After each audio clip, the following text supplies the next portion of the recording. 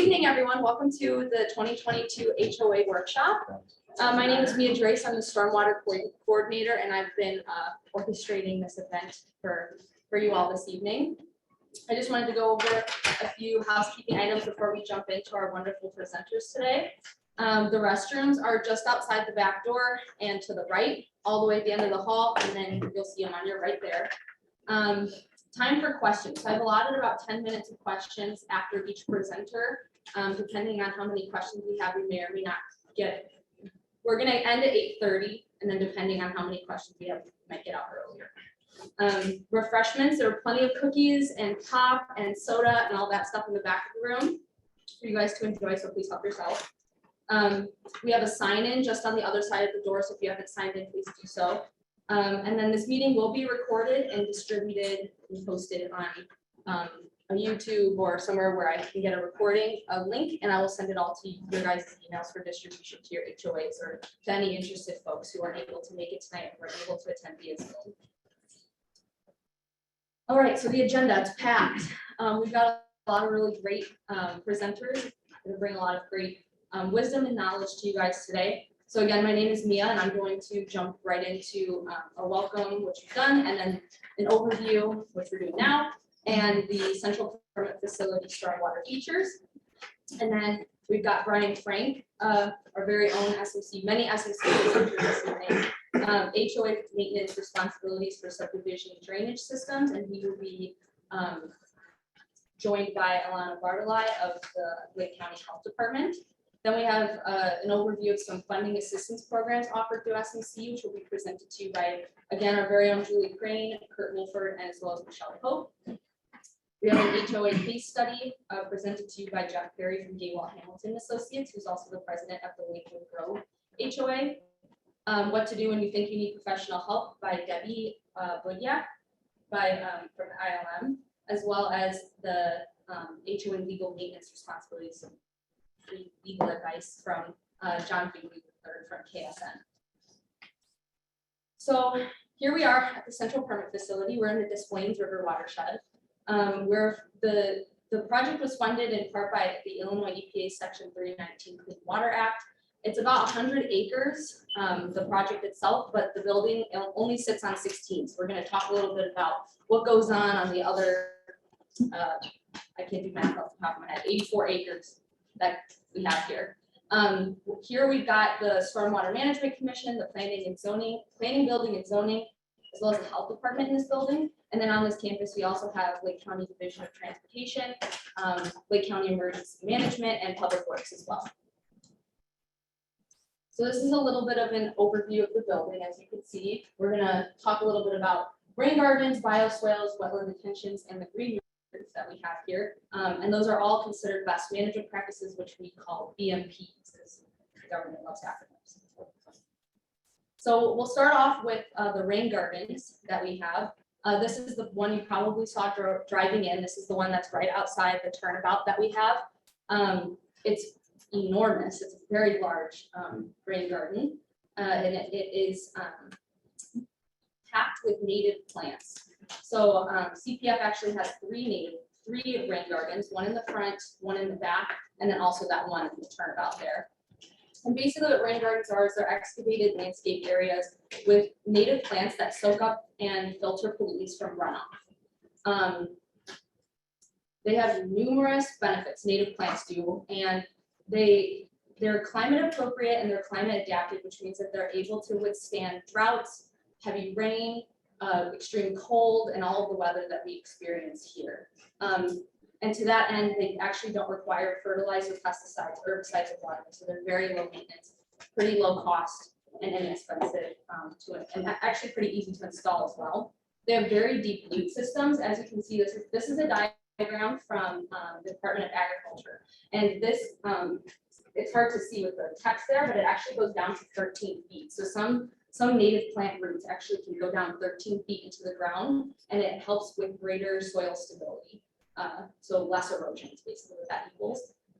And some of the other really great benefits are that it filters runoff pollutants, reduces runoff volume, recharges groundwater, provides wildlife habitat, and it also increases aesthetic value. It can look much better than just turf grass. So the bioswales, those are the next BMPs on our campus. They're a little bit different from rain gardens in that they help to kind of guide rainwater into wetland basins.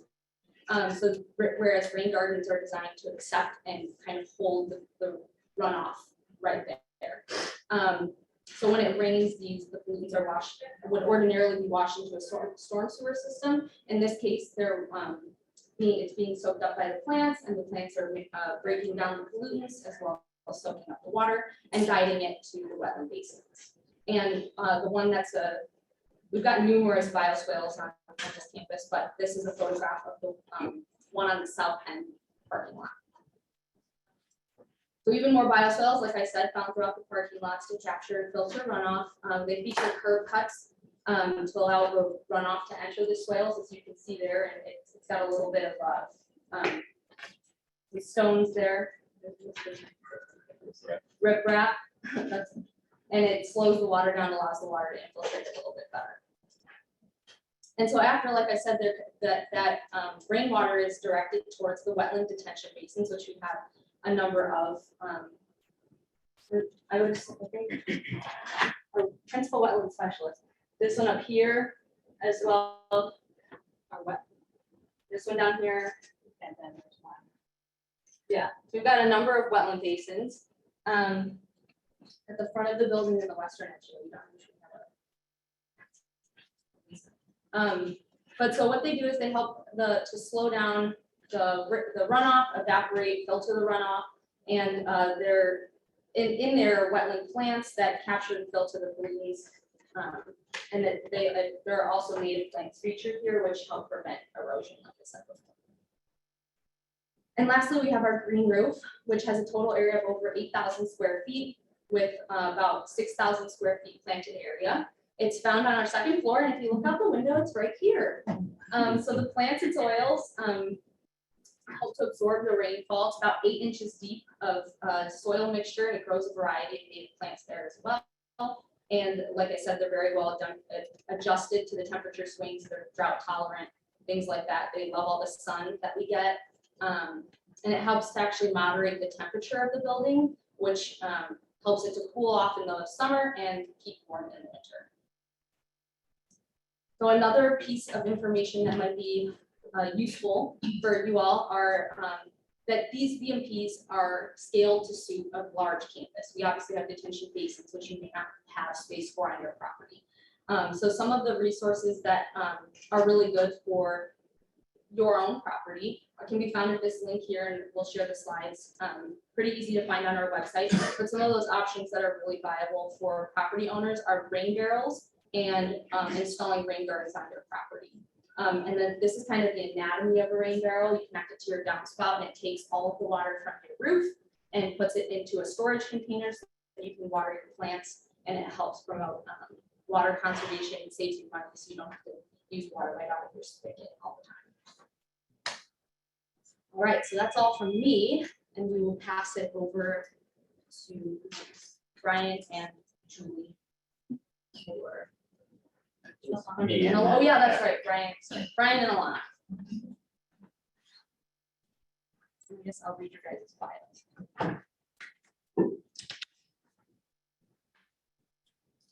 So Brian Frank is Lake County Stormwater Management Chief Engineer. He's a certified floodplain manager and a licensed professional engineer with over 17 years of engineering experience. He worked for Lake County Planning, Building, and Development over 6 years and is nearing 2 years with SMC.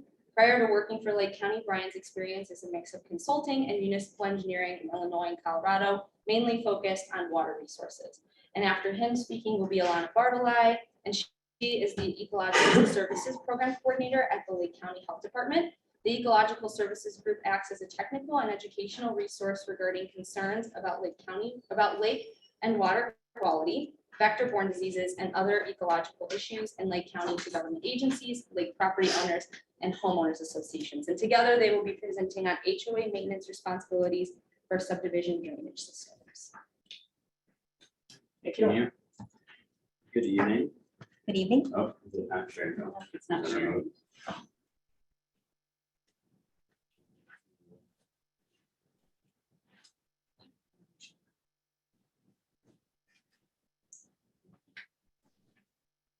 start off, I did see that we're under a thunder or a storm alert right now. It's, hopefully you guys didn't get caught in any rain. I know on my way into the office, it was looking very dark, a pretty good lightning show. Last I read, it said like 4 p.m. to 8 p.m., at least in the Libertyville, Gurnee area. Just making it look like we'll be out of here before that.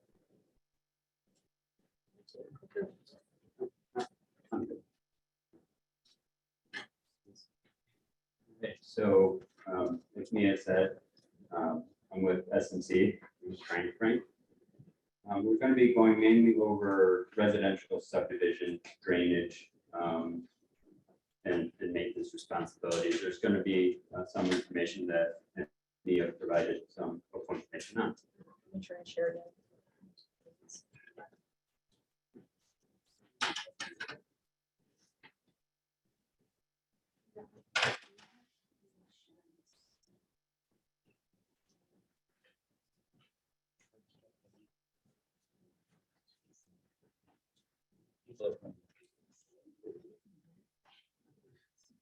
Okay, hit present, I guess.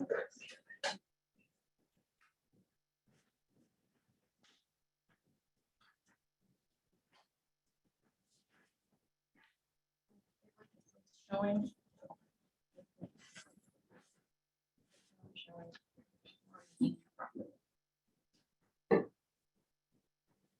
Mia? Yes. Lisa, on the island. Oh, nice to see you. He's gonna have to come in just.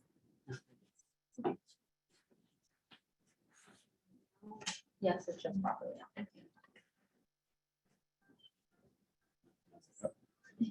Apologize for the glitches here at the hybrid setup.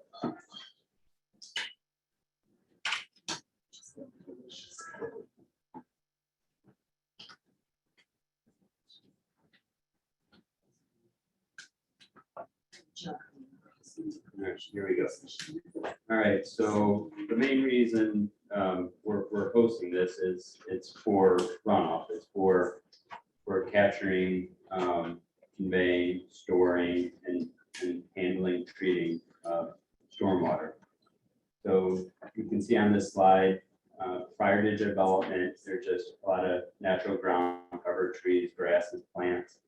And then as you develop and at different levels of development, you can kind of see what happens with that runoff. You go from about 10% runoff in a natural setting, and then more of a very urbanized setting. You can see it's up to 55%. So there's a lot more runoff to deal with.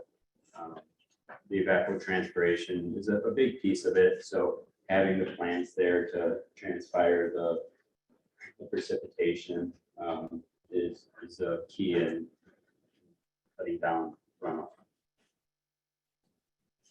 So to go into a residential subdivision, kind of tying the two in. So you have areas that have not been developed. So the before aerial right there kind of shows you what much of Lake County looked like prior to development, prior to us building residential subdivisions for sidewalks and things that we'll get into. But you can see that in this situation, there were some areas with trees. There's a couple areas, and you might be able to see the chest is very small, but there's some wetlands in this this lower left corner, and then wetlands in the upper right corner.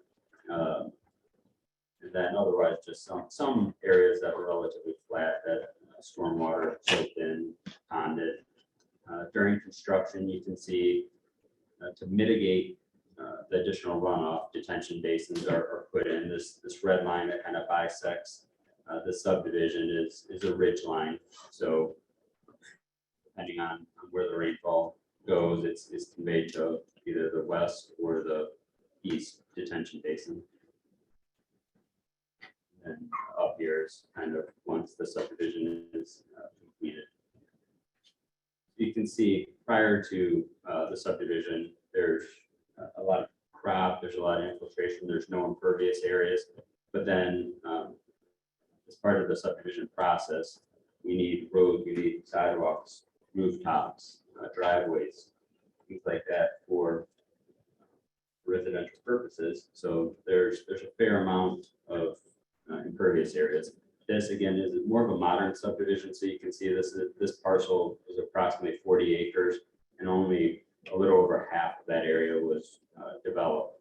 The wetlands in the corners were left alone. There's a stand of oak trees that was kept as open space. There's a trail that runs through there. Again, the typical subdivision process. So as shown in the previous slide, that subdivision again was about 20 acres. Lots of them. A lot of subdivisions are anywhere to, as it says, they're 20 to 200 acres. There's no impervious areas. There's no utilities. There's no stormwater systems. Really no need for it. But during the subdivision process, of course, it starts off on paper.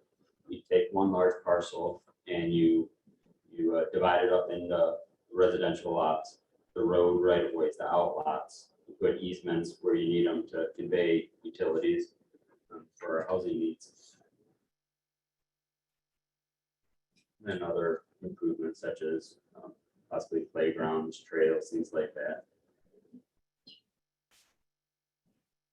So as part of the subdivision process, there's a variety of improvements that must be made. So there's the public improvements that we're all pretty aware of. There's the roads, the sidewalks, again, the utilities stated there. So those improvements are typically turned over to either a village, a township, for the roads, usually municipal utility takes over the water mains that are installed for the subdivision. And then there's more private improvements, the outlots, the detention basins that we kind of hit on that take in the water and slowly release it to mitigate downstream impacts because of that increased runoff. And then at a lower level, or a smaller level, I should say, we have private lots and the maintenance that are needed there. Some of that related to stormwater might be some pump discharges. Some people are going to pipe their downspouts. With ESA, you might have a rain garden, things like that, which are on your property. You're going to maintain those.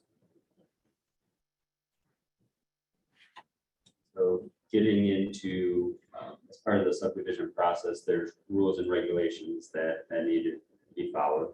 The Watershed Development Ordinance that was originally adopted 30 years ago. It touches on a lot of different requirements. It gets into what the grading and utilities are going to be for the subdivision to make sure that there's not impacting areas outside of the development, and make sure that the development itself is properly designed and not going to put residents in flood-prone situations. Maintenance plans are also required as part of the subdivision process through the Watershed Development Ordinance. Some areas are deed restricted, usually outlots, things like that. And then as-built, making sure that what was actually built matches the plans that were approved. Getting into the main layer with the subdivisions, again, it is the detention basins. That's really the main area that's that additional runoff. So most modern subdivisions have either a wet bottom basin with permanent water, as is shown in most of these. Some of them, it's more plants cover the bottom of it, wetland plants, and they need to hit on all the benefits of native plants, especially keeping the shorelines intact, keeping the erosion control at bay because of those deep roots. This is a little blown up version, but of course, text boxes cover up the depths, but we kind of went over that. And you can see on the far right is pointed out here, the turf grass, your Kentucky bluegrass, and like that, items like that are in most of our lawns. I'm sure everyone here probably dug a hole in your yard and you see the roots only go down 2 inches. So when you put that along the shoreline for your detention basin, especially during winter. It ices over. There's movement there. Just the fluctuation of the water levels. Turf grass really isn't made to be underwater for prolonged periods of time. So then it starts sloughing off and you get those vertical banks. So as part of the ordinance, we require native plants in this buffer zone, which will be talked about in other presentations also. Now you have the detention basins. There's, I think, a bit of an understanding of really why they're there as part of the residential subdivisions. So parts or different aspects of the drainage and stormwater systems. In this photo, we show a flared end section that is going to require maintenance. They're pretty flood prone or flood prone, prone to debris clogging. Same with the inlets, road inlets. This photo with the gentleman standing in about 10 inches of water. You can see that he's digging for an inlet to try to unplug it for the water to go down. Then in this photo, it's a bit of a side topic, but it's a drain tile. It's shown as a clay drain tile. Nowadays, a lot of people still use similar items to move water from their house. Nowadays, it's usually a perforated plastic pipe, HDPE pipe. But their use, a lot of the ag tiles were used for agricultural purposes. So you have crops over them. You have plants that aren't that root very deep. But then as we started to develop those areas, we plant trees and shrubs. Most of those are the culprits for this photo here, where the roots are going to find the water. So items like this are going to be harder to maintain. So it's making sure the design makes sense, that if you have a perforated pipe or a clay tile, it's in an area that is not going to be prone for roots to plug it in. One item that we haven't hit on in much detail is, as you can see, this is a subdivision in the Idaho area, pretty densely placed homes. In the center were some wetlands that they were able to not disturb. But these areas too can be a huge benefit, but areas like this also require maintenance. We've probably seen a lot of areas that, native areas like this, especially with the runoff from the subdivision, this warmer runoff, it's going to have a lot of fertilizers, road salts, things like that. So you take a natural wetland area, you surround it with development, it's going to change things. There's going to be a lot more, it's going to be prone for invasive species and for things that can handle that high salt. And that's another item that will be hit on more in upcoming presentations. So maintenance plans as required by the ordinance since its establishment in 1992. And it's evolved. I mean, there's at least 10 amendments since that time. But the maintenance plan really should be calling out the parties responsible for performing these tasks. Again, there's deed restricted areas usually surrounding the detention basins and outlots, kind of live and learn. Some in the past, I would say right prior to the 1980s, quite often where there were detention basins, they were on private lots, and they've learned that that is not optimal. So improvements have been made, but a couple more items on the maintenance plans is one of the key ones is a description of the dedicated funding source. Nothing's going to be done if you're really banking on volunteers within the subdivision. That's going to be a hard one. It's going to be a heavy lift. So having a detailed funding source is pretty key. SMC, when requested, you do have sample maintenance plans, so older subdivisions that might not have maintenance plans intact, we'd be happy to share. Please follow up with us if you're interested. So a couple of the stormwater infrastructure, kind of what to look for. I mean, these are all pretty obvious issues. You see signs of failure. You have ponding water. You have things like this where the banks have failed, the riprap and areas have been undermined. Other locations where the top right corner where it's the culvert has sedimented in. So this, I won't go over this. I'll try to keep us on track, but as Mia said, we'll have this up on our website and available for those that are interested to look at it in greater detail. But yeah, this link will be active, and you can look at what happens in subdivisions where detention basins aren't properly maintained. What happens? Where do they? Where might they impact if they're not able to keep up and drain? So, if you're interested. And we're going to hold up on questions. I'm going to have Elena come up and get us.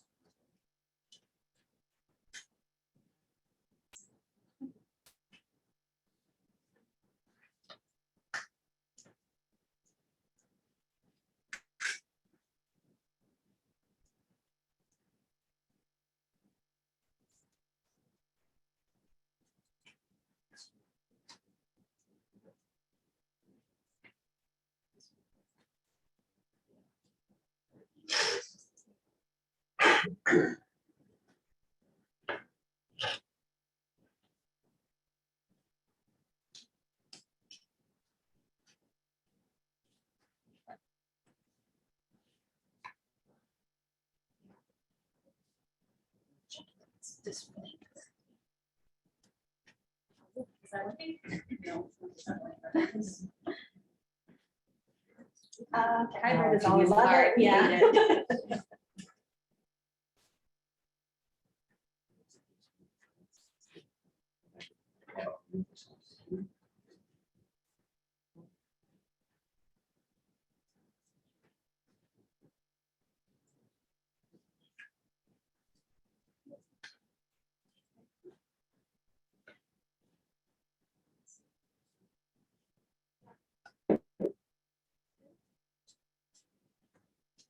It's this way from.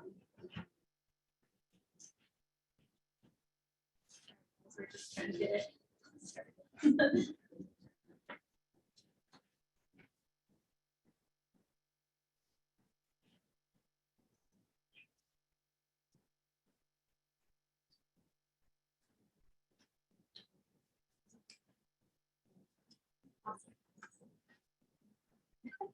Okay, so I just want to touch on two water quality concerns that happen with stormwater detention ponds. Obviously, there's many more water quality concerns that there could be, but I only have a few minutes, so we're just going to touch on two of them. So the first one we're going to do is aquatic invasive species. And so when we talk about aquatic invasive species, these are non-native plants and animals and pathogens. They typically thrive in new environments. And the main part with invasive species is they cause and contribute to economic loss as a result of environmental damage and harm to human health. They typically outcompete your native species, they grow rapidly, they adapt easily. These are all the competitive advantages that invasive species have compared to our natives. Maybe wondering why are we talking about this with stormwater ponds, but there are a number of means of methods where AIS is spread in waterways throughout Lake County and everywhere. So you might hear about boater recreation, ballast water on cargo ships. Those are the main ones, but there's also organism and trade. So this is what we're talking about with aquarium and water garden hobbyists.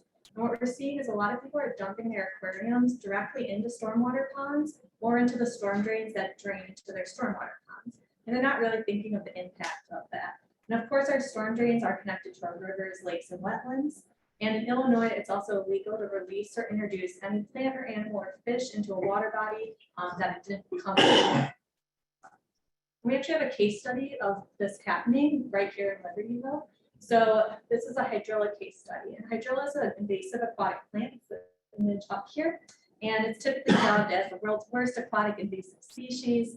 It grows really rapidly. It's more of an issue typically in the southeast part of the United States, like Florida, and we didn't have it in Illinois before. But in 2019, a commercial applicator, ILM, who's going to be presenting later as well, they found it in a 3.3 acre stormwater pond in Libertyville. So in addition to the hydrilla that was found there, there's also lilies, like invasive lilies, and other invasive plants such as Brazilian Alodia. So it was suspected that this was an aquarium or water garden release because of the amount of invasive species that we are seeing. Are there other names that could be referred to as? The hydrilla, it's typically just hydrilla. It does look very, very similar to a native plant that we have called American Alodia. So it looks almost similar. The only difference is the number of leaflets along it. So that's kind of the tricky part. Nothing like milfoil. No, milfoil is another invasive one, but this is a similar and different. So once the hydrilla was found in the stormwater pond, we enacted the rapid response plan that was put in place by a hydrilla task force that was actually created back in 2012 for scenarios just as this in case hydrilla was found in a local water body. And so alerts were sent out through all the formal systems where you put invasive aquatic species. And then since this was a suspected aquarium release, letters were sent from Lake County Health Department to approximately 75 homeowners in that subdivision. So any house that would be draining into that storm drain that would end up into that pond is more an educational thing, talking about the invasive plant, talking about aquarium release, and identifying these issues that we're seeing. We also created some signs, so in coordination with Department of Natural Resource and Illinois Indiana Sea Grant, talking specifically about hydrilla, and then Be a Hero, Transport Zero. And then we also enacted a monitoring and treatment plan, and it's been successful since then. So we've been monitoring that pond since 2019, and we haven't seen any hydrilla resurface since. So this was a successful story about invasive species. This is something you guys can do as part of your homeowner association, just educating your homeowners about this, that they shouldn't be dumping any aquarium plants into ponds or into their storm drains. I'm going to kind of shift topic and talk about fluorides in our waterways. So fluorides is what we find in our road salt. So we use that in winter when we have heavy snowstorms or ice conditions. So fluoride is a main component of that road salt.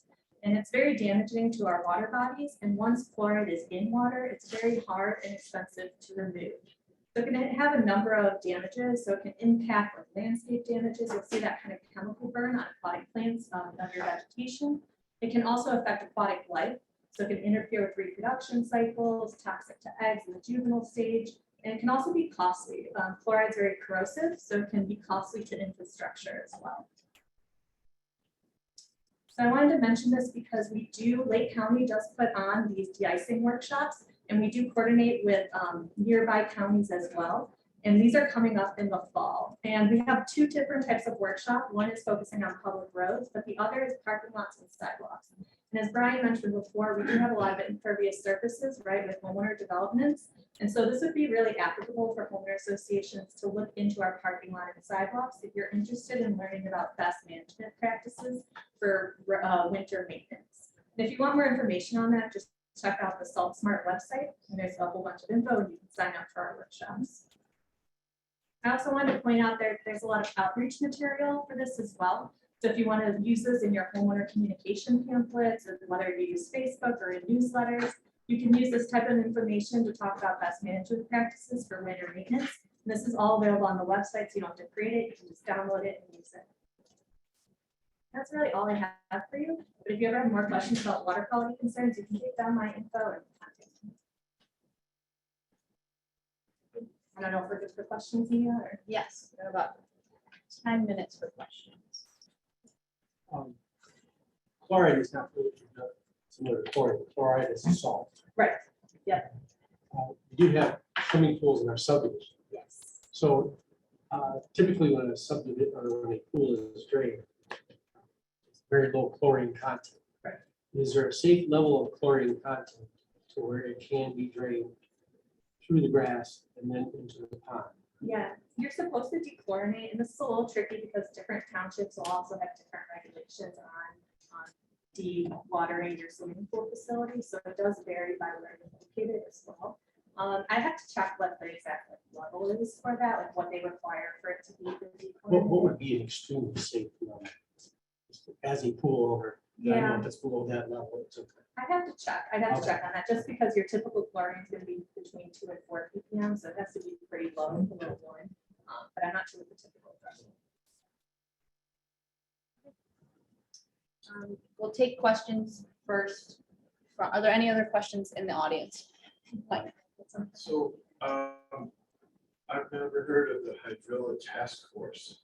Yeah. Where are they housed? Like, is there a SWAT team? Yeah, so they're not a physical entity, but it's a group of agencies, different personnel that got together, we got some funding from DNR that's created.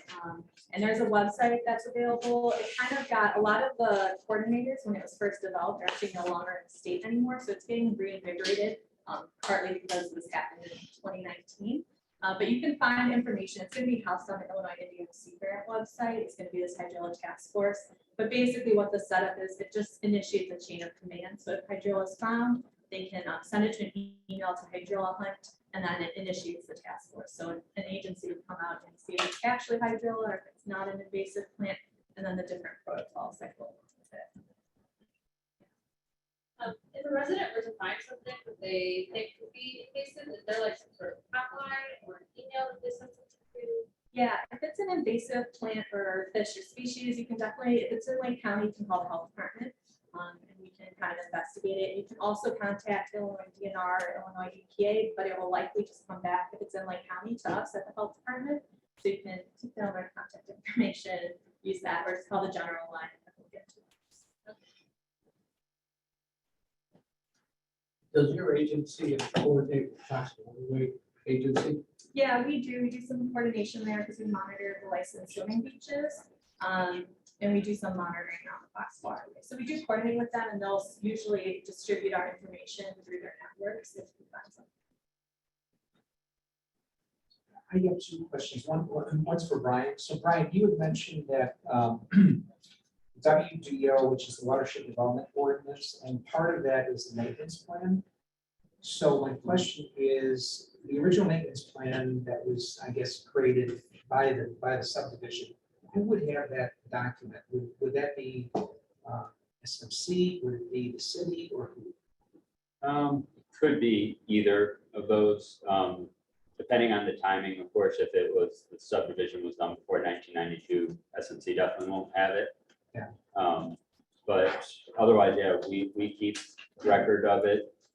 We like to see it also recorded, so the recorder's office might have it. Quite often on your subdivision plat, they'll reference the maintenance plan and preferably have a document number so that you could look it up if it is recorded. The other quick question is, you mentioned about the bioswales. So Minnesota, they have a program for bioswales.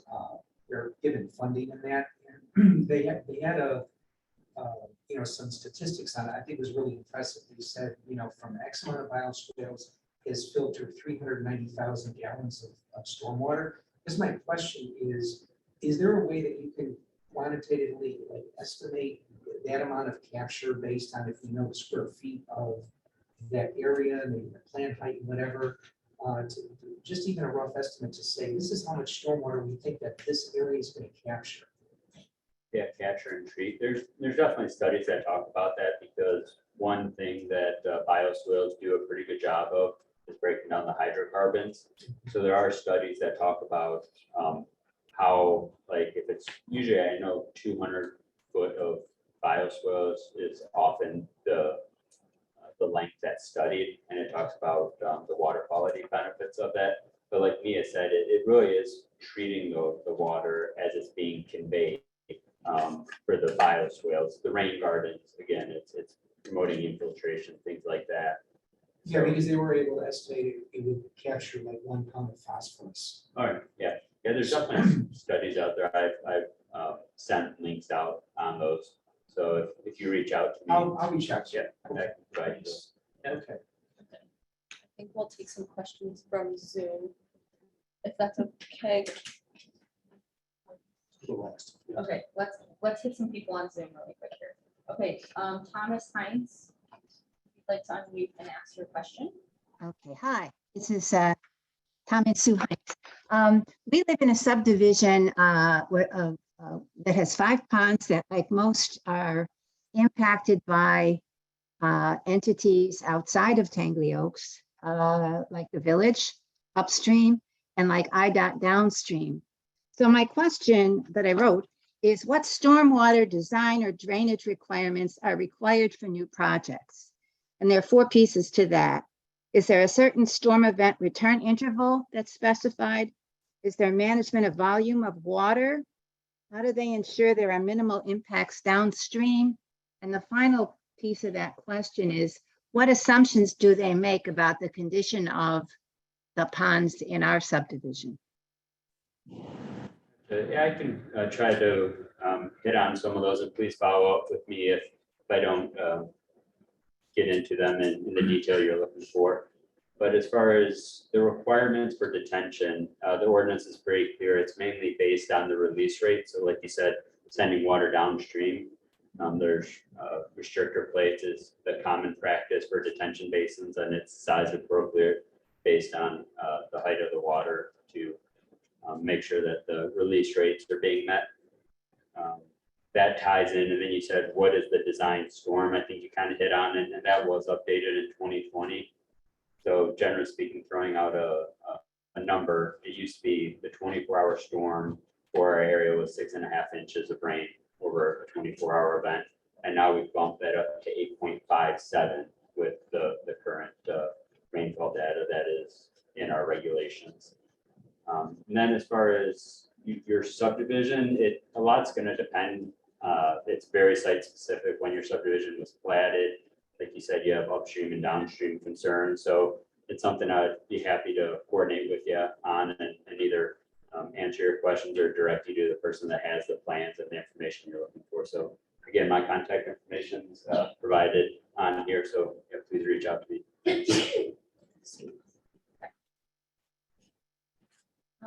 Ron Hutchinson or HOTA, if you'd like to unmute yourself.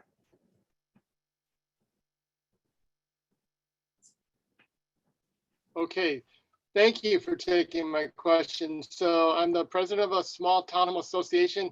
Originally, we had a detention pond part of our responsibility outlot, but was able to give it back to the county a couple years ago. So my question is, are there mandates in place statute-wise, statewide, or county-wide that the county is a responsible party does have to maintain or do something with it? Because I haven't seen them do anything at all with the detention pond. And that item will probably get touched on more. I can try to give you some information on it, but that is more of a legal question. So it sounds like your outlot likely went through a tax sale and it's being possibly being held by the county at this point. But it's really going to go back to your covenants and declarations. So that's going to be a main topic that we'll be hitting on. So yeah, please listen in and please chime in after that presentation. I think you'll be have a lot of interest in that presentation coming up. Okay, thank you. Thank you. Okay, I think we can take one more question from Zoom, and then I will share in the chat Brian and Alana's email addresses for additional questions, and then for the folks attending in person, you either have it written down or we'll share it. Either way, the slides will be shared. Jerry Kreiska, if you could unmute yourself.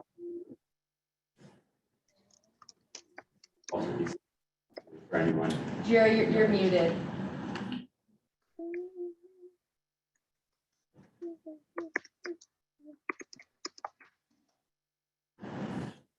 Oh, you're unmuted now, Jerry, but we're having trouble hearing you.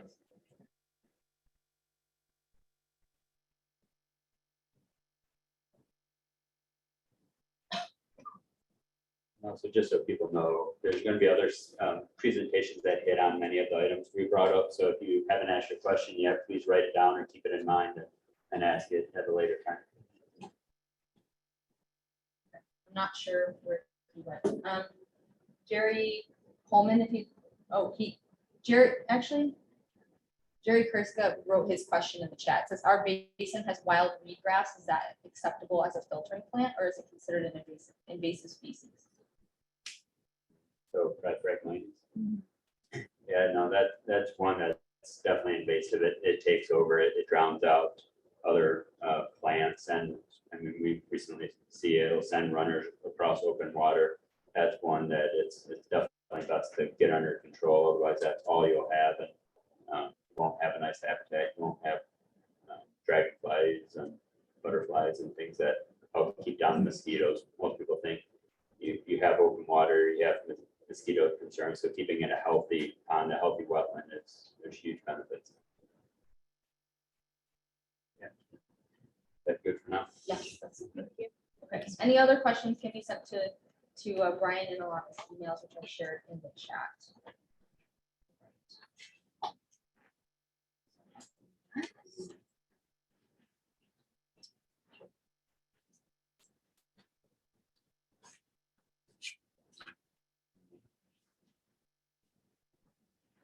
Yes, the slides will be available after the presentation.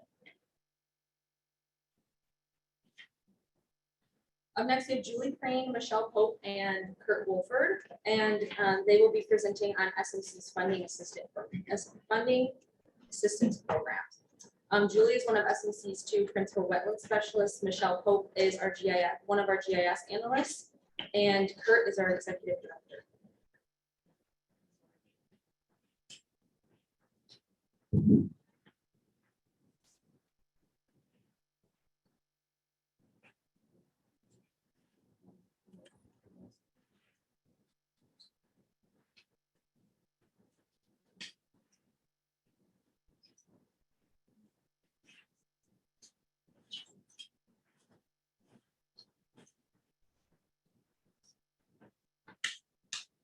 Take advantage of the break to go get nibbles.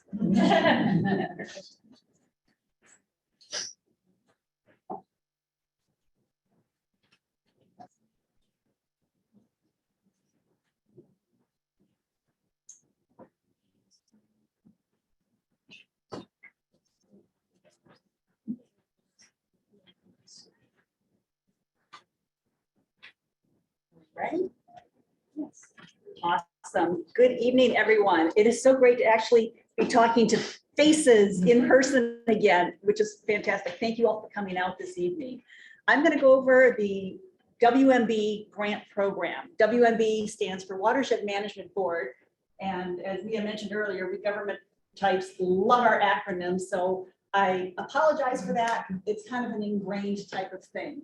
The WMB program is really what we consider our small grant funding program source. By small, usually it's under $150,000 type projects, not to say that it can't be more or less than that, but there are other programs such as the Stormwater Infrastructure Repair Fund and the DCEO, which Kurt will talk about a little bit later, that are better suited in many cases for medium and larger size projects. So the point of a WMB project is to address drainage issues and stormwater issues as a primary focus, but then there's also a secondary focus of water quality and wildlife habitat. So we want to make sure that you are aware that this is an annual cost share program.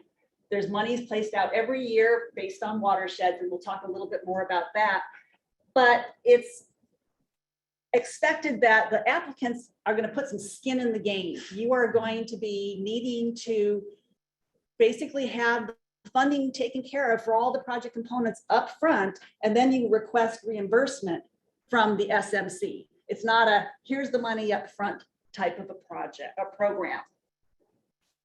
So those are the 4 watersheds that I mentioned, and the WMB grant funding is allocated with various amounts per watershed. Now, it is a competitive application process, and we'll get more into that a little bit later. It's very important for those of you that would be interested in submitting applications. Want to point out that the WMB project funding is not intended for individual maintenance needs. So if you're a single homeowner and you've got an issue on your property, it's not really intended to fix an individual homeowner site-specific puddle of water. Also, if a project is, if it's something that's required as part of a permit, usually WMB funds are not applicable. There may be some exceptions to that on a case-by-case basis. There are two flavors of WMB grants, as I kind of refer to it. One of them is the standard, the other one is the WMA, again, those acronyms, Watershed Management Assistance Grant. And this shows a little bit of the differences. So one of them is intended for in-the-ground projects, as well as it can include design and engineering associated with getting those projects up and online. The other one, the WMA, is intended for funding supporting the growth and expansion of watershed partnerships. You'll see also this bullet point here, there's a big difference in dollar amount. There's $12,000 allocated in our budget every year for the WMA. The amount differs for each watershed annually by budget. With the WMB, there is a cost share, at least 50%. The WMA doesn't have a cost share. So just kind of keep that in mind. Let's go over a little bit about the overall grant process before we start getting into things like tips and tricks and how we do scoring and all that kind of stuff. So first off, we issue an RFP, a request for proposal. That went out on August 5th, this past August 5th. And we encourage folks that are considering applying for this grant to come in and have a powwow with the project manager for the watershed that they're in. There's an opportunity to explain your project or your anticipated project and get feedback that can be very valuable. But staff time is limited. And so, you know, we encourage you to get in early. This Friday is kind of the close of that opportunity.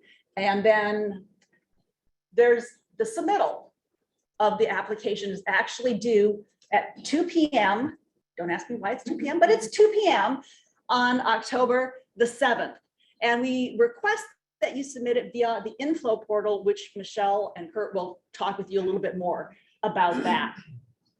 If you can't get that to work, although we're sure you can still physically submit it via email or a hard copy. So once we get the submittals in, the project managers start to do a review and scoring, and we'll get more into the scoring component in just a bit. We calibrate and take recommendations then to the Watershed Management Board in early December. And it's at that board, they go through and decide which projects get presented to the commission in January for actual authorization and funding appropriation.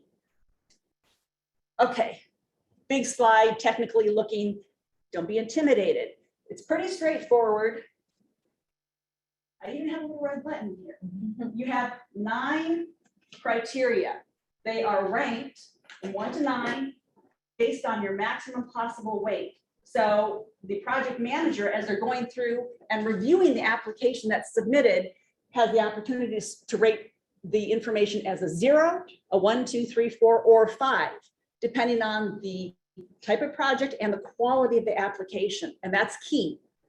Now, you multiply the maximum weight by the rating to get your score. The scores add up. You need at least 210 for us to potentially recommend the project for going to the Watershed Management Board for funding. What do you define interjurisdictional, the first one? Hold that thought, we'll get to that at the end. Sorry, thank you. Okay, so just some general information now about grants as a whole. Sometimes you want to stick a square peg into a round grant application hole and it doesn't work. So you want to make sure that the type of project is suited for the grant that you're applying for. And as I mentioned, drainage issues and stormwater type of projects, flood damage reduction, water quality, and natural resource benefits. those rankings come into play at that point. As you can imagine, it's easier to get a higher score if you're dealing with the components and benefits that are in the top half of that screen as opposed to the ones that are in the bottom. You can still do it with the ones that are in the lower half, but you've got to have darn good write-ups. And that's where this comes into play. You want to make sure you're aware of the eligibility requirements, and you want to make sure that you know the deadlines as well as what's expected if you get a grant. There are going to be submittals that you have to do and some paperwork. You want to be prepared for that. You have the option always of getting in touch with your grant project manager to see if the project is a good match. There's an ability to maybe do some dialogue and tweaking of a project to make it a better fit and make it score more effectively in some of those higher categories potentially. So they can give you some grant language tips and suggestions. And we're covered. All righty, so some more tips and tricks. You want to make sure that you're detailed when you do a write-up. Here's the trick. You don't want to assume that SMC knows all about the benefits of native plants. Sure we do, but we can only score you on the information that you put in your application. So just go ahead and put it in the application. Don't worry about saying, gosh, I know they know all this kind of stuff. All right. When possible, quantify those benefits. Are you putting in 3 rain gardens? Are you going to stabilize 150 feet of shoreline? Will your project result in 3 structures, 3 houses no longer having flood problems? Or maybe you're taking out 6 culverts and putting in larger sized culverts to address a road project. Give those numbers and specifics to the extent that you can. All right, a picture is worth 1,000 words. But in a grant application, you can't rely on the picture to provide the words. Those pictures are fantastic. We love them. We love to see what the issues are, but you've got to describe it in your narrative. Here's the problem. Here's a picture of the problem so you can really see this is not just a minor amount of erosion. You know, that's a substantial bank being chewed away. This is why we need to get funding in order to deal with this particular issue. This one's not a real favorite with most folks, but you do need to have some kind of a budget, because otherwise, how do you know how much to ask for and what proportion of cost it's going to be? You know, the grant would be what the grant is if it's awarded. But if you just decide, oh, this is a great project, it's going to cost us $50,000, and then all of a sudden it blossoms into a $150,000 project, that could be a problem. So the better you have those numbers and ideas up front at the early stage, that's great. All right, we want to avoid plots. Plots are great in novels. Let me tell you, after looking at any number of grant applications, plots are not very fun for a project reviewer. What is a plot? Now, maybe there's a term I made up, but it's points left on the table. So that basically means we got a grant application in, and where it says benefit for one of those items, maybe it's interjurisdictional, and it's nothing. We can't give even 1 point if there's nothing there, or if you write down not applicable. Now, if you even make an attempt to put something down, they're like, well, you know, maybe there's a jurisdiction associated with, you know, there's the federal, the local, you know, think broadly. If you can make a connection, how many of you watch Dr. Cole? You don't need to raise your hands. I'm just going to say, he's got this phrase, if you don't try, you won't know. So if you even try something for, you know, flood damage reduction, you might get a 1 point, and that 1 point may translate to 20 when it's weighted. But if you don't try, you get 0. And that 20, since this is a competitive process, could make the difference between getting a recommendation or not. So as I mentioned, think broadly about the project, about what you want to do, and how you write it. If you write it in one section and it applies to another section, we're perfectly okay if you repeat that, because again, we can't rely on what we know. We rely and review and score what you have written down. So those are just some ideas as to possible things to think about. All right. I've already mentioned tweaking, which just sounds wrong, doesn't it? But nonetheless, if a project can be slightly modified, you might be able to bump up your score. Projects that handle and deal with changing an area out to put some native plants in, because we learned native plants have those deep roots which help soak up the rainwater. That's fantastic. But if you were to go back and look at that table, native plants and, you know, water quality, that's in the middle of the table. If you can do something minor, like maybe doing a little bit of grading to create a bit of a depression and then put the native plants in, why now you've got some stormwater storage. That's one of those higher scoring things. And again, if it's just a 1 or a 2, that's still a good amount of points. Another one that is easy to tweak and adjust to get is this phosphorus education component. A lot of homeowners associations have these email blast systems already set up. In your proposed project, all you need to do is say, hey, we're going to do this, this, and that, and educate our folks about phosphorus and its problems and how to avoid it. And voila, now you've got some points.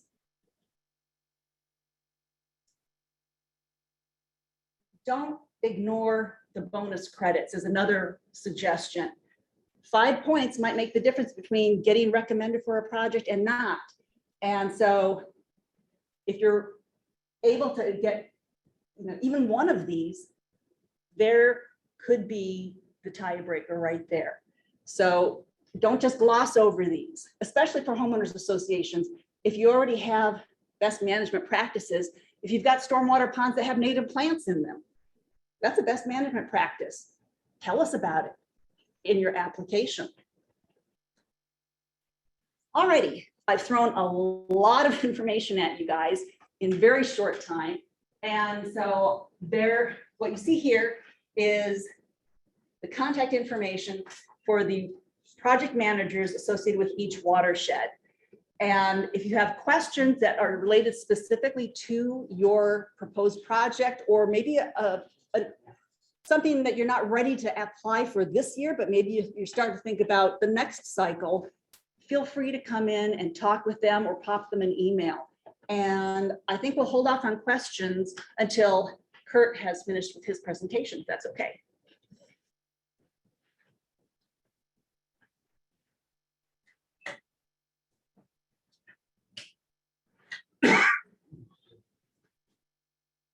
All right, good evening, everybody. I'm Kurt Wolford, the Executive Director. It's good to see people in person, and if you're on Zoom, hello, all you virtual people out there. We are in the process of upgrading this room for hybrid meetings. So right now, we don't have that technology. We've got this owl sitting here. So the audio is what it is right now, but hopefully next year when we do this again, this room will be upgraded, have a great hybrid experience, and welcome you all back. So while Michelle's getting ready, excellent presentation so far. Julie, new acronym I just learned. Okay, lots. But the Wmb program that Julie presented, that's our annual program, in October 7th, 2 p.m. Get your proposals in through inflow that Michelle's going to demonstrate. We picked 2 p.m. because when it was 4 p.m., everyone waits till 3:59 to send things in. And then they can't get in and people have left for the day. So let's cut it off at 2 to get those last stragglers a couple extra hours to make sure we receive your proposals. And speaking of receiving your proposals, we have a new system in place that we use, and it's pretty straightforward. And Michelle will show you the ropes on how to apply. The other grant program that was not mentioned is well, it was mentioned, but not enough detail, is our DCO STOSIP program. That's really meant for our larger capital projects that currently we're halfway through our first round of 14 projects worth $30 million. We have a second round of projects that was approved by the commission last month, and we're out for a third round RFP for even more projects. So if you do have a big project, meaning more than $250,000 up to $2.5 million, there is a program out there, and it's coinciding with this WMB. So October 7th is the same deadline, and we have staff available that you can meet with to coordinate and fix up the proposal so it can be submitted. With that, Michelle, you ready? Yep. Okay, so I'll just turn it over to Michelle and take it away. So this is inflow. To access it, you go to inflow.lcsmc.org. And then here it is. Right here, you can, if you don't have an account already, you can click sign up. And then whether you are a consultant contractor, a local government entity, or an HOA, you can type in your name, your email,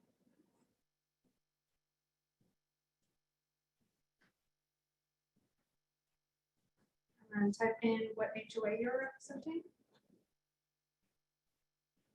And then a password. And you just click sign up. My email is already registered, so I'll just log in.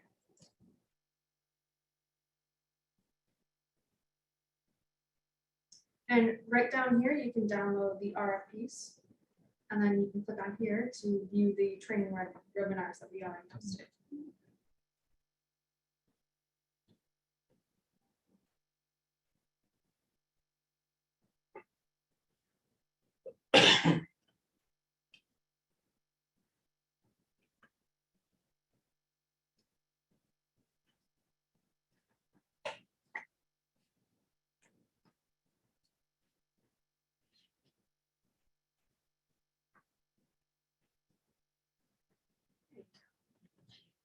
And right here is the main login page. We have our projects right here, DCO projects lined up. And you click on the little icon right here, and you can add other layers like the municipalities, county board districts, drainage districts, other districts as well. So you can see our watersheds and sub-watersheds and any NTRS soils. And you can see the FEMA flood hazard zones, see if you are in one. And then to add a project, you click this button right here. Name the project. The type of project. Next. Add a description. Zoom into your project area.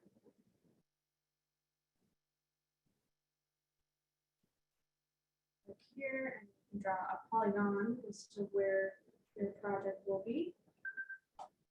I will click to end it. Put in some financial information.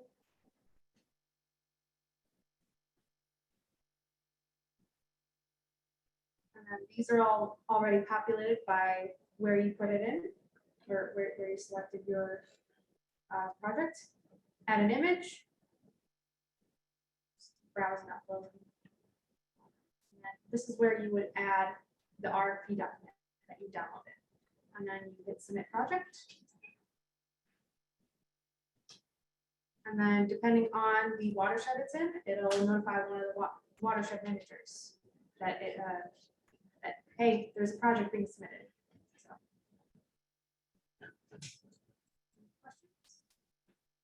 Any questions on inflow specifically? I know that was kind of fast.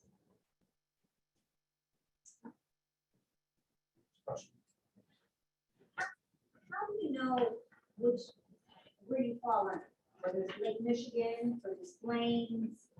So if you, before you submit, you can hit the, there they are, okay, watersheds. So before you submit, you can see which one you're in. So if you zoom in, you're like, oh, I'm in the Fox.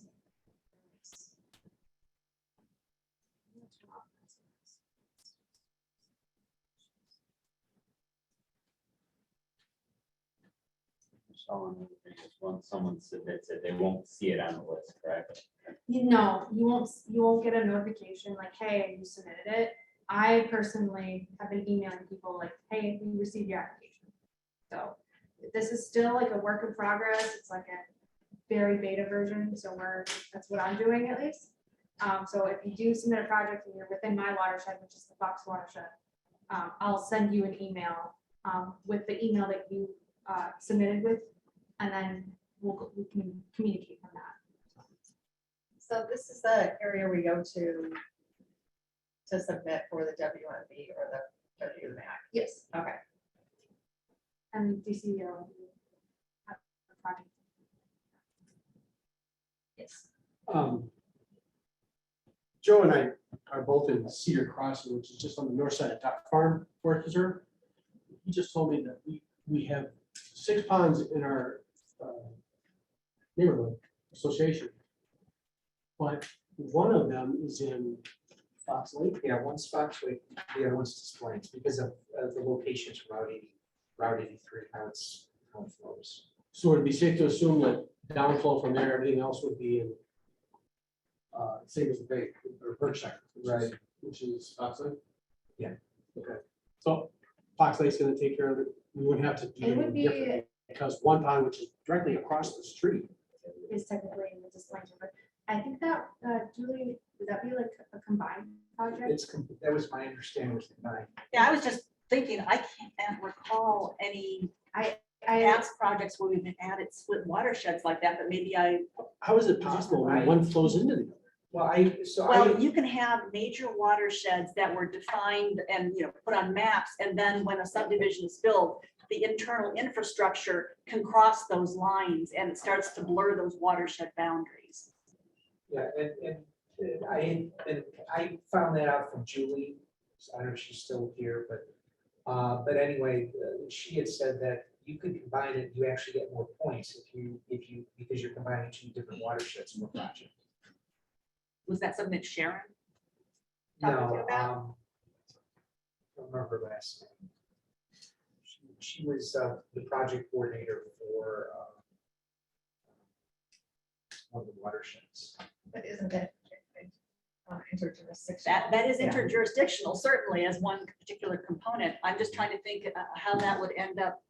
I'm gonna have to give some thought to that one, simply from the standpoint of how to, unless Kurt, you've got any No, thoughts, it suggestions, sounds a because very, it splits the watershed. it's a unique, probably infrequent case, so just submit how you would normally submit it and Do it we for the will- majority, we'll- most of it's in the we'll look box. at it a case by case scenario. So if sounds like spanning 2 different watersheds. Yes, very small pond is the other.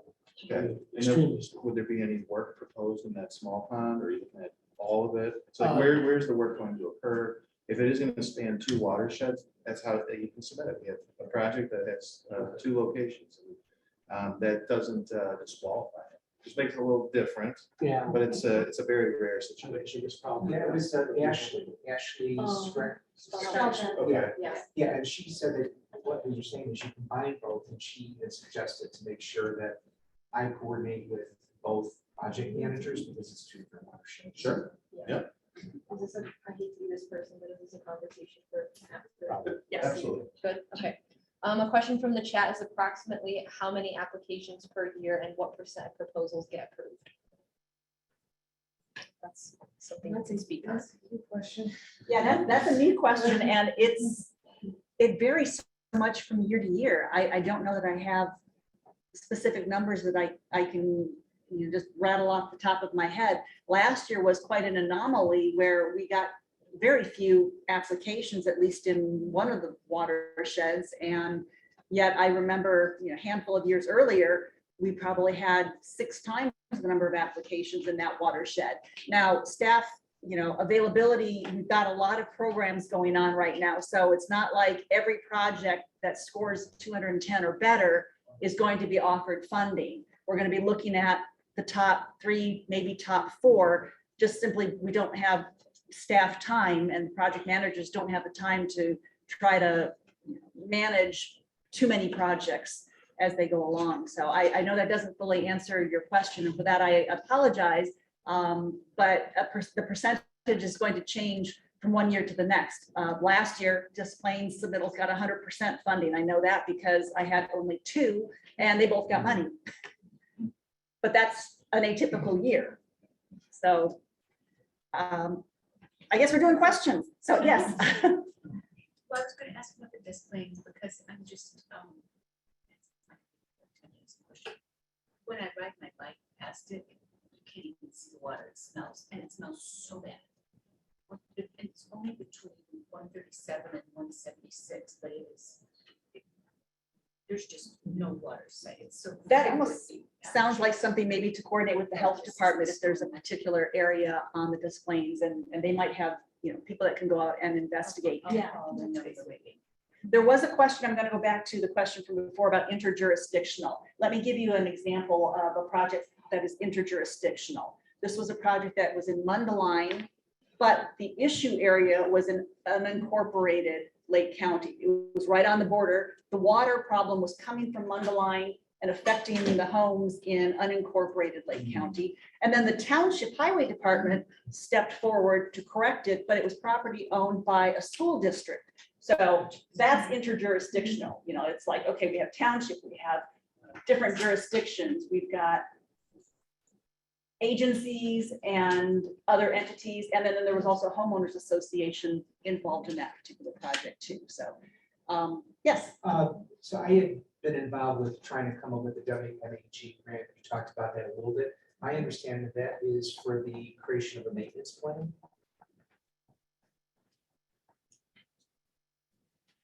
It's intended for growth of an entity, a watershed partnership. That's not really the same thing as a maintenance plan, but I would need to know more specifics to see if there is a fit for WMAG. Yeah, because that was my understanding is that you have to, and one of them is to help establish like a maintenance plan for what you want to do going forward.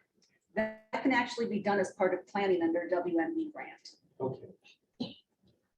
You were been waiting very patiently. No, do these grants have specific timelines for the spending to occur or the actual project to be completed, or do they even have to be completed in this time? Well, we certainly want them to be completed. If they're not completed, then the I mean, funding is not Some fully can get started dispersed. and then have multiple years. to Right. take.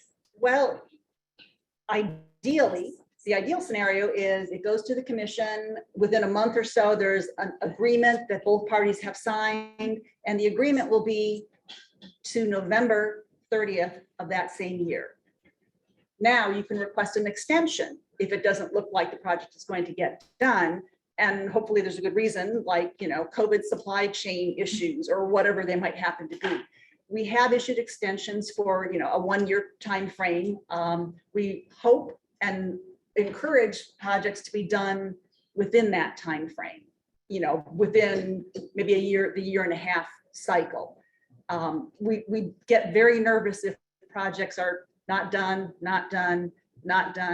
It's like, is there even going to be a project? So to answer your question, Mike, I think I saw your hand. Oh, yeah.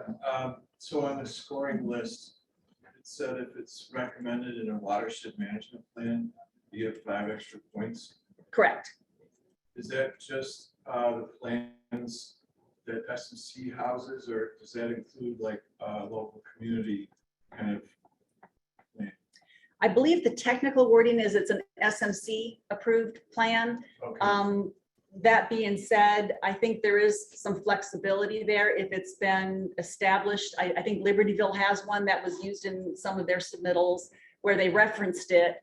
But usually, so I guess with regard to the watershed plans, it doesn't have to be, your project doesn't have to be identified by name and location in the watershed plan. If it is, bonus points, big points for that.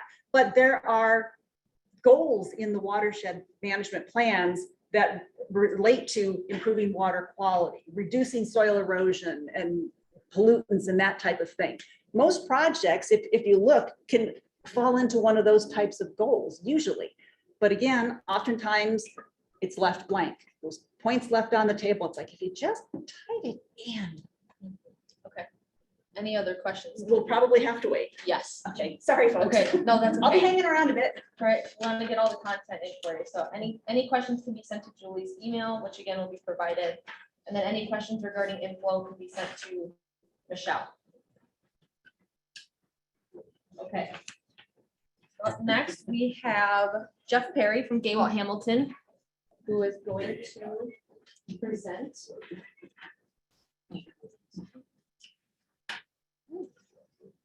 So Jeff is a senior engineer at Gaywell Hamilton Associates and has been a civil engineer in Lake County for almost 20 years.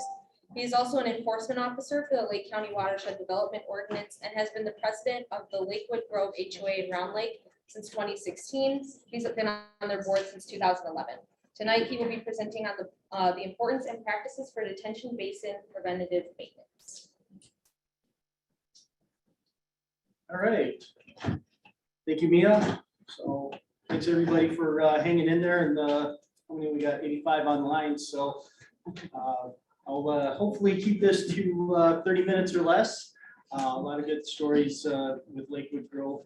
For that, thank you SMC for having me, and hopefully everybody's learning a little something that they can take with them and apply to their HOAs. So let's see here. Mouse.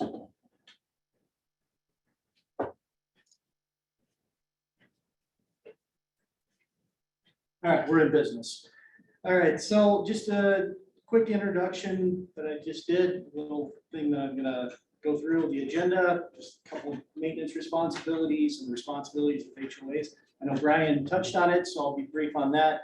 And then I'll give a little bit of anecdotes about what Lakewood Grove has done as far as preventative maintenance, successes, failures, and everything in between. And then we'll just wrap it up.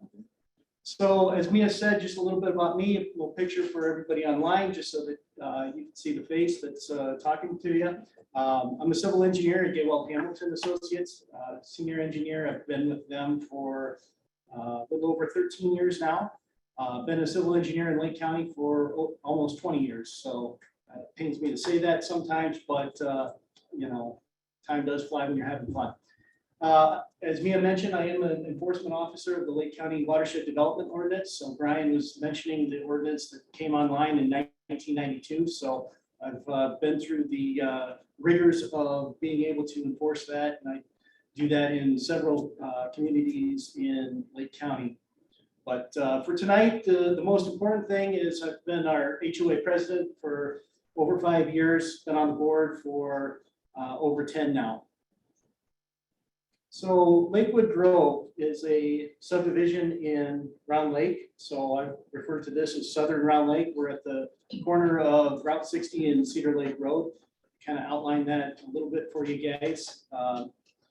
Route 60 is the road that kind of goes at an angle, northwesterly, southeasterly. So our subdivision, we've got 800 homes, and it's on over 400 acres. So I was listening to Brian, and at 400 acres, I think that's a little over the average. So it's a fairly large subdivision, and it was primarily built out in 2003 and 2004. Adjust your shirt. Oh, they get to see everything? Awesome. Good thing I don't have my notes on that.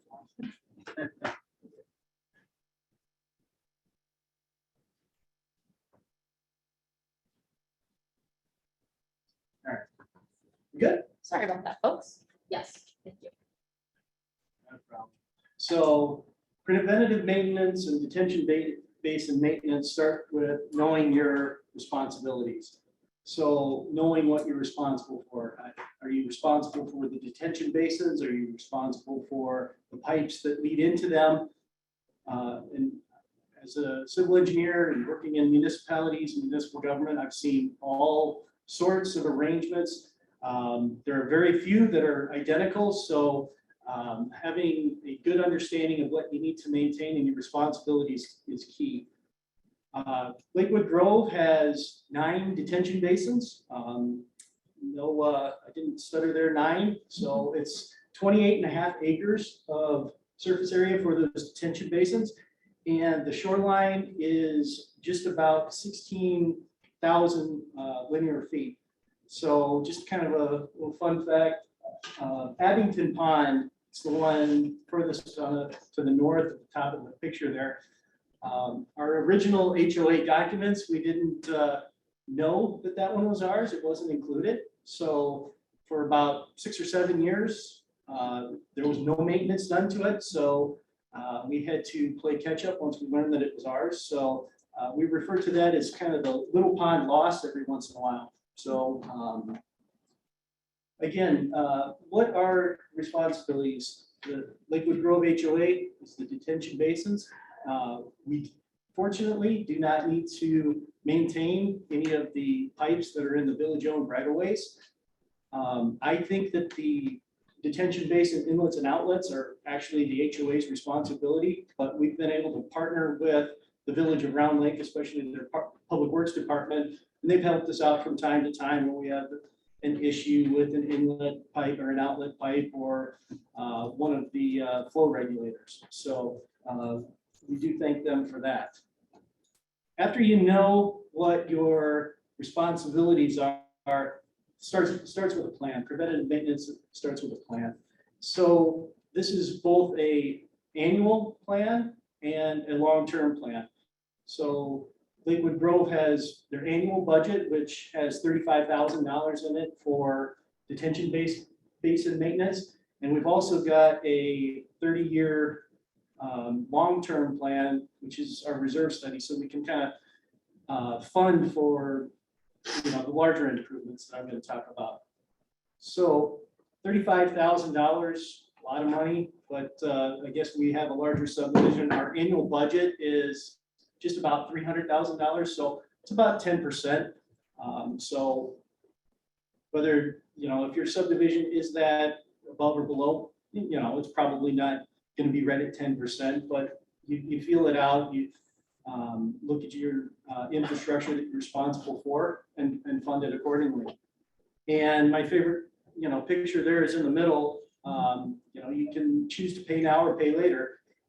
Paying now is the preventative maintenance, which is cheaper than paying later for an emergency repair. So keep that in mind. Just wanted to touch on our reserves plan for Lakewood Grove just briefly here. We update it every 5 years. This one we did in 2018. I think we need to update it again next year. And we certainly will be updating it for the current market conditions and inflation. But what I want to highlight here, there's 3 items for detention ponds. And we'll just kind of want to highlight them. They're on the screen. Maybe you can see them when you get the slides here later on. But the 3 items are buffer zone maintenance, bathymetric survey, and sediment removal, which is dredging.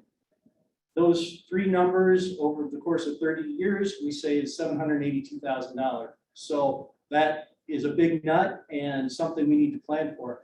Even a large subdivision like Lakewood Grove, we can't fund any of that just on a whim. So we need to plan for it. So just kind of a few preventative maintenance items that Lakewood Grove does. Just cleaning inlets and outlets. I'm going to show you pictures of those. Shoreline stabilization, water quality, and I want to bring up mosquitoes.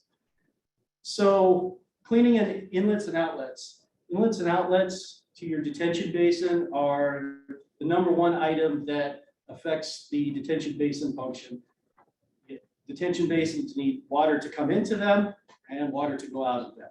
So just kind of backing up the step, and Brian mentioned it, there's primarily 2 different kinds of detention basins. There's a wet basin and a dry basin.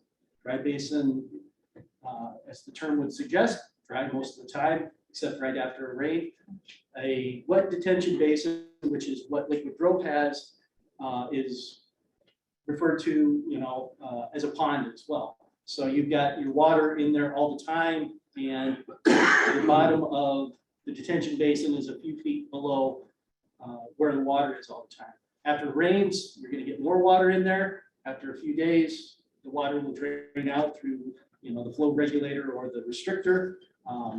If you don't see the water going down after a rain event, good indication that there's probably something going on there. So looking at inlets and outlets all the time is key. There could be a lot of different people responsible for this, but it's typically the residents that back up to a detention pond that are going to be the ones that are calling you, letting you know that something may or may not be working correctly. So they're the people that are there. You know, take advantage of them. They'll call you, they'll let you know, it will save you a trip, and let you know probably before a public works staff or anybody else can get out there. A visual inspection is usually what needs to happen. You know, like again, you know, somebody's watching out their window during a rainstorm and then they're seeing what's happening. After the storm, the rain clears, you can go out there and take a look. Got a few pictures here. On the far left, there is a storm drainage structure below some water. Again, if the detention basin is supposed to be dry, which this one was supposed to be, and after a week, you still got water there, good indication there's something going on there. And, you know, you're gonna have to go to the next step, which is probably hiring a contractor to evaluate pipes. The middle, that's just another picture of a flared end section. Brian had a better picture, but you wanna make sure these are clean of sediment, debris, blockage. And I've got the handiest tool right here that public works departments tell me they use for detention basin maintenance. It's a standard garden rake. So Brian did have a picture of a guy standing in water, but when I looked at that, I noticed the guy with the garden rake instead of the guy in the water. So if you see anything blocking your pipe inlet or outlet, you know, take a rake. That's usually what it takes to clear that out. That's going to restore flow in pretty short order. Now, if you fail to do any preventative maintenance and aren't looking at your pipe inlets and outlets, there could be disastrous consequences. So these are not Lakewood growth. These are from my professional career. So they're grouped. The two pictures on the left are a dry detention basin. I won't tell you where it's at, but this detention basin was supposed to be dry, kept filling up after rain events and didn't drain after the first rain event, rained again, and the cycle continued.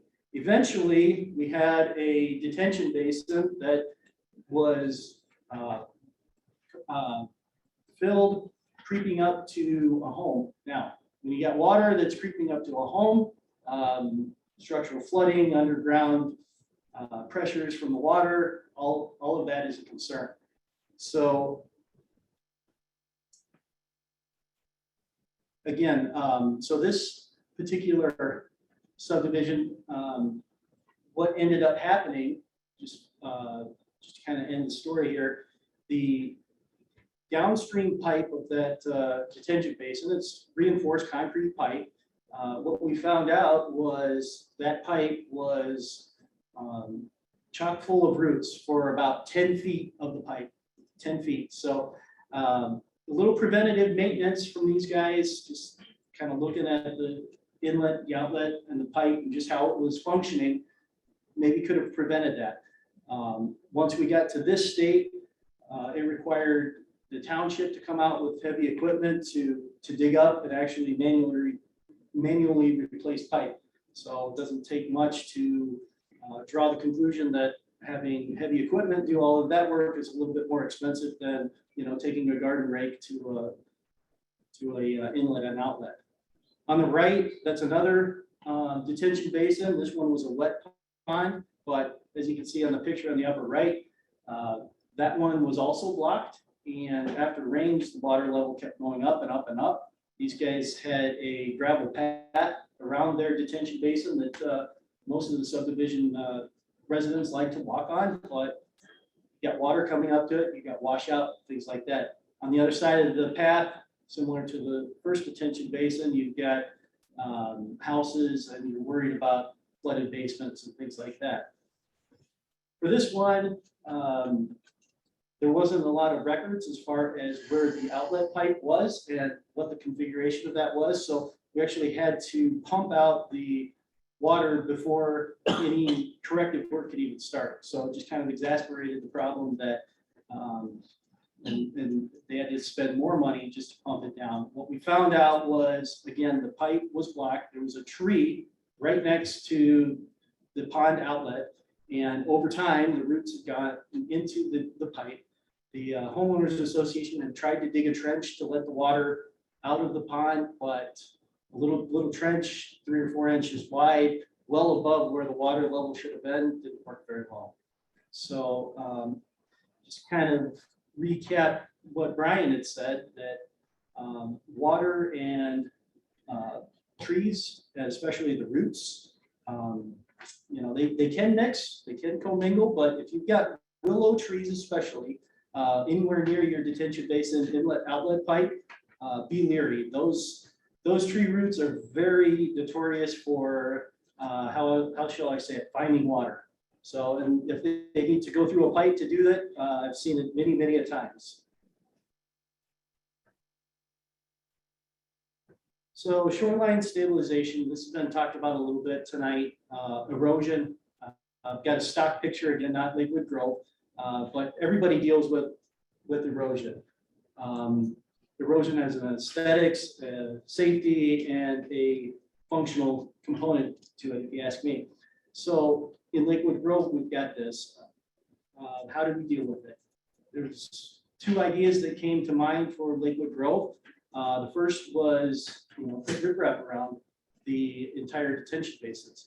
But as I mentioned, we've got 16,000 lineal feet of shoreline around our subdivision. So that idea was quickly tabled, and we moved on to Plan B. The picture in the upper right is in Lakewood Grove. And what we've done is increase the buffer strip around our detention ponds. So as you can see here, there's the mowed edge that people love. They love their turf grass. And then there's a row of larger and taller vegetation there. So it's still a work in progress. We're still trying to get that, more native than invasive species, as Alana had said. But the idea is the same. We've got turf grass that's got a root structure of a couple inches, and we've got heavier vegetation up against the shoreline that's got much deeper roots to it. Now, they've mentioned that the deep roots absorb a lot more water. They also do a lot better job holding soil in place. So we've increased the buffer from only a few feet to about 10 feet around the detention basins, just so that we can prevent erosion and sediment entering our ponds. Because that sediment that enters the ponds, eventually it fills up your pond, and you've got to take care of it, which is the dredging. One of the other things I get a lot of calls about is water quality. So algae is a call that I get quite frequently. Again, the picture on the left is one of the ponds in Lakewood Grove. Now, I get the call for algae, and most of the time it's somebody that I live on the detention basin and this looks terrible. So I say, yes, it probably does look terrible, but I'm more interested in the functional component of it. Why is it there? Like I mentioned, Lakewood Grove was built 2003, 2004. For 10 years, we didn't have any algae. All of a sudden now it starts showing up. What's the reason for that? I'll get into that here in a second. But algae is caused by stagnant water and high temperatures. And how do you deal with that? What we've done in Lakewood Grove is we actually, and Debbie's here somewhere, hired ILM to treat our algae chemically. Now, as a civil engineer, I've got an environmental bent, so I kind of struggle a little bit with, do I treat this chemically, or is there a more natural way to treat it? So Debbie and her team have assured me that the chemicals are environmentally friendly, so I go along with that. So the algae treatments, just kind of give a frame of reference there. We put in our budget $17,000 a year to treat all the ponds, and it's 10 treatments per year. So not cheap, but kind of helps my phone stop ringing during some of the hotter summer months. Like I mentioned, there's another way to treat algae, and another way to kind of get to the bottom of, hey, why is this even happening? So I said that algae is caused by stagnant water. Detention basins and ponds, they can stir naturally. Think of a bathtub.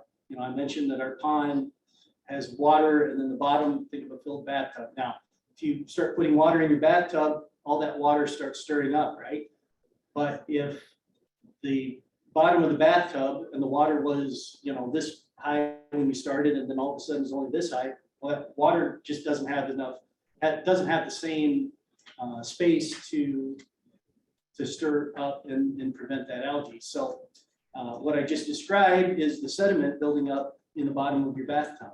So you need to deal with that. So I mentioned that the dredging, the dreaded D word for our subdivision. There's over $500,000 in our reserve study for dredging tough nut. And my primary goal in dredging is do whatever we can to prolong that and not have to do that next year, the year after, the year after, the year after, well after my kids are graduated and I'm moved on. So anyway, to get a handle on when dredging is needed, you do what's called a bathymetric survey. So if you're not familiar with the bathymetric survey, it's when a company goes out, usually in a boat, takes a tape measure or some sort of a grade rod and actually measures how much sediment is in the bottom of your detention basin. These guys are very good that when they put their grade rod, they know what's sediment and what's the bottom of the detention basin. The bottom of the basin is usually pretty hard sediment. It stirs up a little bit when you touch it. So the middle picture is the result of a bathymetric survey that we've gotten.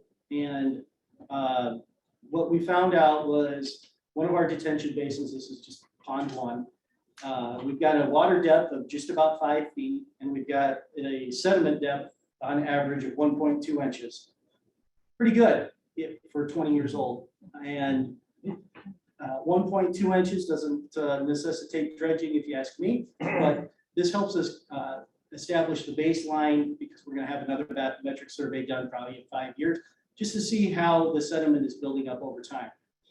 Now, when that sediment starts building up to the point where we need to dredge it, that's when we have to spend that $500,000. But we do have that rainy day fund set up, so we don't have to do any special assessments or anything like that in our subdivision. Another thing that comes up regularly in our subdivision is, hey, why don't we just put fountains in our ponds? We've got 9 ponds. Let's put some fountains in there. That'll help stir up the water. It'll take care of the algae. We don't have to do it chemically. That's a great idea, and I've seen it used a lot in Lake County. The challenge that Lakewood Grove has is all of our detention basins are on outlots, and there's no power source to any of those outlots. So we would need to work with ComEd to get a metered account, probably to each one of those outlots in those detention basins, because there's no detention basin that's right next to each other. So a little bit cost prohibitive. So we kind of, cautiously talked about that idea. Interestingly enough, I just noticed this the other day. One of the subdivisions to the north of us, they've got a detention basin. They had a fountain in it, but for whatever reason, that fountain is not turned on and it's been removed. So I'm not quite sure what the story is there, but for whatever reason, they found that wasn't how to deal with something. So I hate to speculate, but I just find that interesting. Called an electric bill. There you go. There you go. So those are some of the successes, some of the things that Lakewood Grove has done over the years to try to do some preventative maintenance, look at our detention ponds, kind of prolong some of the big expenses and be diligent leading up to those so that we can plan and be prepared for those.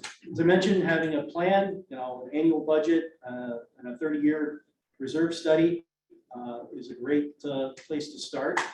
Like I mentioned, find out what you're responsible for. You've got recorded documents, you've got easements, covenants, restrictions. And if you don't know, usually the village can help you out with that. There's an 80s commercial with this new fantastic oven that came out, and the tagline was "Set it and forget it." So while that may be good for cooking a chicken, not so much good for detention basin preventative maintenance. So come up with a plan and execute your plan. So in closing, I am a civil engineer, so I hope that I gave you something useful and I didn't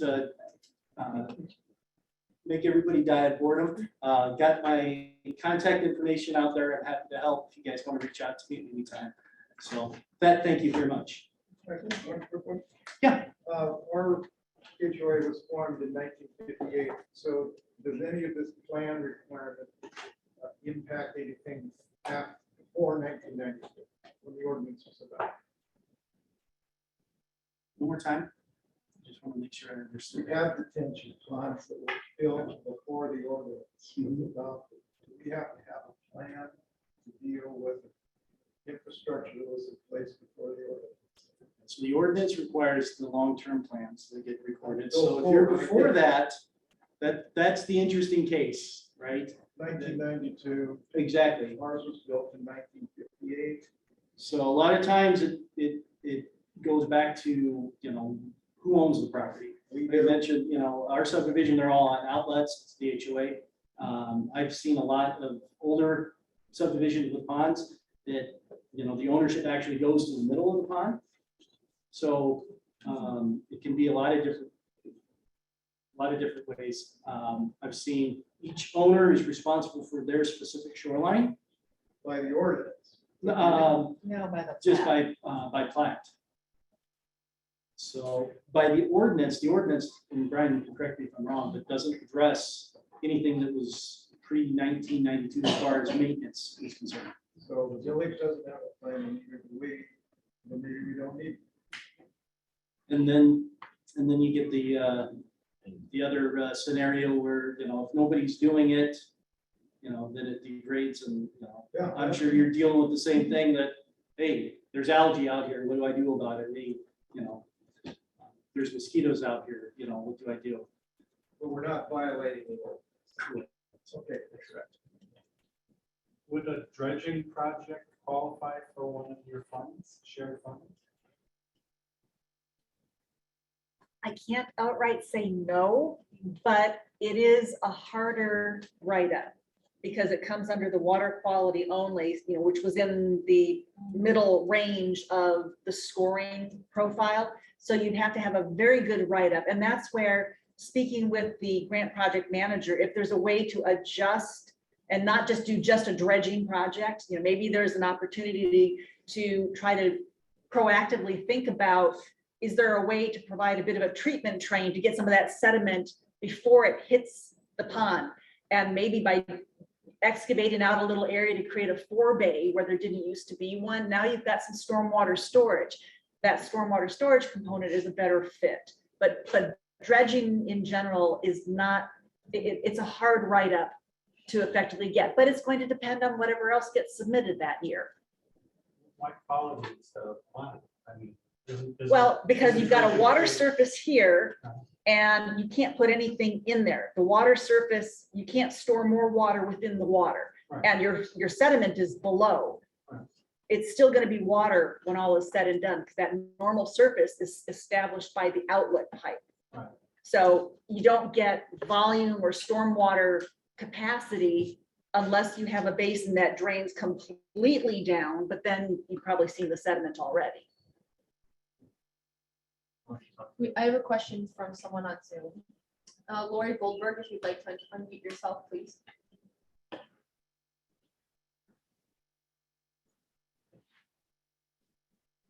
Lori, if you're speaking, we can't hear you. You're still muted.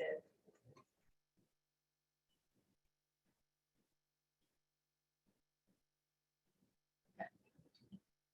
Perhaps she stepped away. We can take one more question from the room. Will someone be speaking of different dredging techniques? I don't want. Not tonight. Is there much of a difference between fountains and aerators? Is there a difference? Results, Yeah, if one is more economical than the other. if they're the same size, you know, because it comes down to size, you know, seen a lot of bubblers, a lot of fountains. Basically, they're the same thing. Aesthetics too, you know, I think it just comes down to preference a little bit, but there are different studies out there. I encourage you to take a look.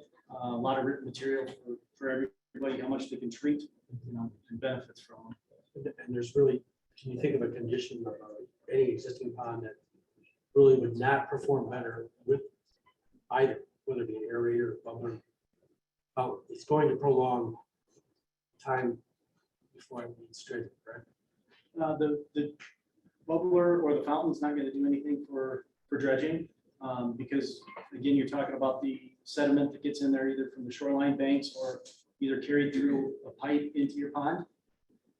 The aerator just serves to stir up the water. It's got a lot of algae benefits, just to kind of increase, you know, the oxygen in your water. You know, if you got fish in there, help with that. But as far as prolonging dredging, So I was told that with the higher air concentration, it would entirely change your ecosystem, which would create a species that will prolong and the that, buildup and of that- yeah, sediment. Is and it I true know to where that? you're going with that. And over time, yeah, because a lot of sediment is organic.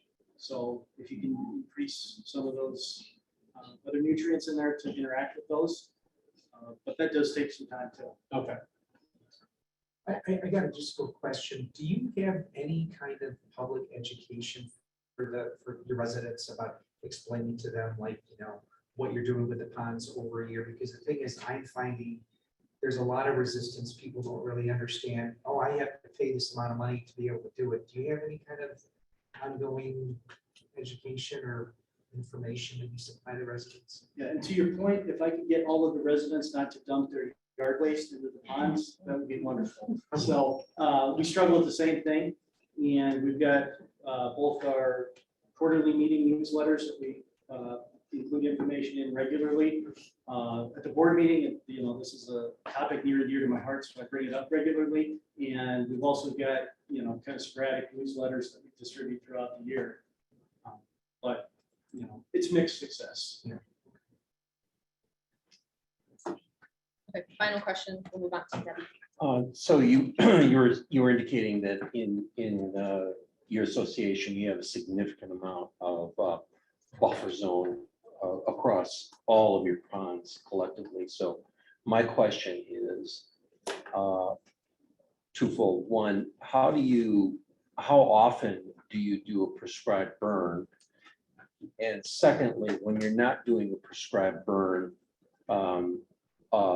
do you level by chance your buffer zone in those off seasons from prescribed burn?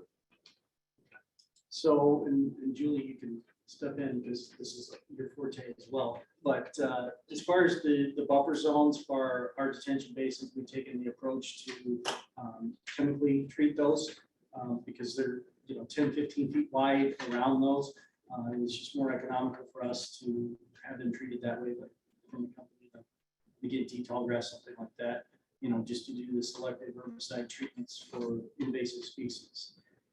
We haven't got to the point yet where, you know, we've got erosion through those native zones, which would require us to, you know, recompact it and replant it, if you will. So fortunate in that regard, but certainly something that probably going to happen in the future at some point. So you don't burn and you don't mow. You just herbicidal treat. No. Yeah, we do mow, like only like once a year though. Right. So because at we the want end of the those things to season, be right, correct. you're gonna Yeah, you're gonna that's part of mow, our annual mow, budget. Yep. mulch, and then probably seed. Right. Mow, Okay. seed, and then do the herbicide treatments. Okay, all right. Yep. Thank you. Great. Thank you, Jennifer. All right, next we have Debbie.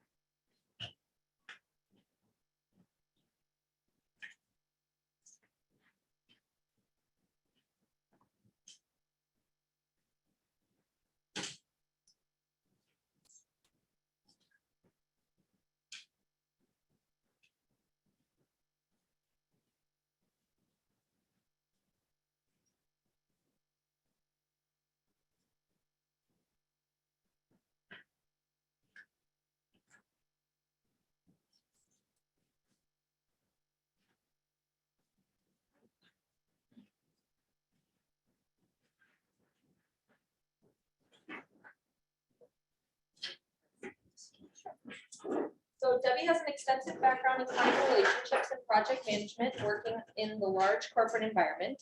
The tug to use her sizable skills to do better for the natural world finally won out, and she joined the ILM team in 2016.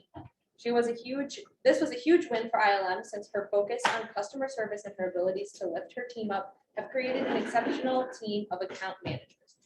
Debbie's presentation tonight will answer the question, what do you do when you think you need professional help in caring for your stormwater feature? We're good to go. It's quite the bio. Thanks, Lisa. Lisa Wolford on my team, I think, wrote that bio, so thank you. Again, my name is Debbie Budiak. I work at ILM Environments. We are a natural resource conservation provider here in Lake County, Will County, DuPage County, Chicagoland area into southeast Wisconsin. I'm going to talk a little bit about when you think you might need professional help to manage your natural resources. So thanks for the kind of great examples, Jeff, that you provided. I'm going to piggyback on a lot of what you said. All right. Okay, so why use a professional contractor for your natural resources? Well, why use a professional contractor for anything, really? You know, number one, you're looking for experience, right? You're looking for someone who is an expert in the industry. They are world-class at what they do. They've been through all of the challenges that you may likely be facing. They've gone through what works, what doesn't work, and you can come to them knowing that they will be able to give you the advice and the instruction and the remedies to get quick results for the challenges that you face. Licensed to apply EPA approved herbicides, you know, specifically when we talk about stormwater basins and, you know, the challenges that Jeff referred to with algae, a lot of times chemical treatment is a requirement. And knowing that you're working with a provider that has staff that not only has the education, the experience, but also the license to be able to appropriately treat your basins is certainly a benefit to you. Not only, again, do you know that they're being treated effectively, but it also helps to minimize any risk you might have to unwanted damage. A lot of times we see fish kills resulting in chemicals being applied inappropriately. You can also see damage to unwanted vegetation such as turf grass, ornamental plants, things like that. So again, knowing that you're working with someone who knows what they're doing is critically important. New products come on the market all the time. We are right now in conversations about a lot of new products that are going to be available for use next season. And knowing that you're working with someone who has insight into those trends, a lot of times there's case studies going on in the background for products that haven't been released to the market yet. And a professional has relationships with those manufacturers and is able to understand on the front end before, you know, the news even hits the street on what's working, what's not working, what might be viable for a challenge that you're facing based on certain characteristics of your natural resources. So kind of getting that, you know, that insider trading information and always knowing that you're getting the best and most current information. Treatments are based on actual water conditions. You know, management of natural resources, as I'm sure it's been stated a lot of times here, is a very evolving thing that happens. It's not set it and forget it. It's not the microwave. It's going out to a location. It's not only making visual observations as to what's happening, but for when it comes to pond management, as an example, testing water parameters. Maybe that day it's a little too hot and there's not enough oxygen in the water to be able to apply whatever type of treatment might be necessary. So knowing that you're working with someone who is on the ground, understanding what's needed based on the current conditions of the water, and either applying a treatment or not applying a treatment, which may be more appropriate. And then finally, Jeff alluded to this, but the evolving chemical-free options.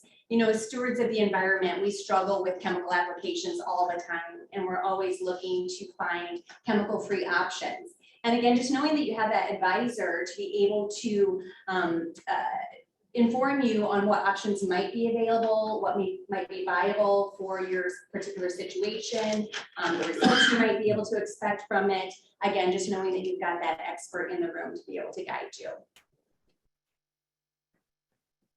So timing for working with a contractor. Well, the timing is right now. If you're not already having conversations with your contractors, which I'm sure most of you are, this is the time of year where you're setting budgets, you're having your annual meetings. It's the time to have the conversation, not only to lock in the correct approach and get on schedules with a professional for next year, but also lock in pricing.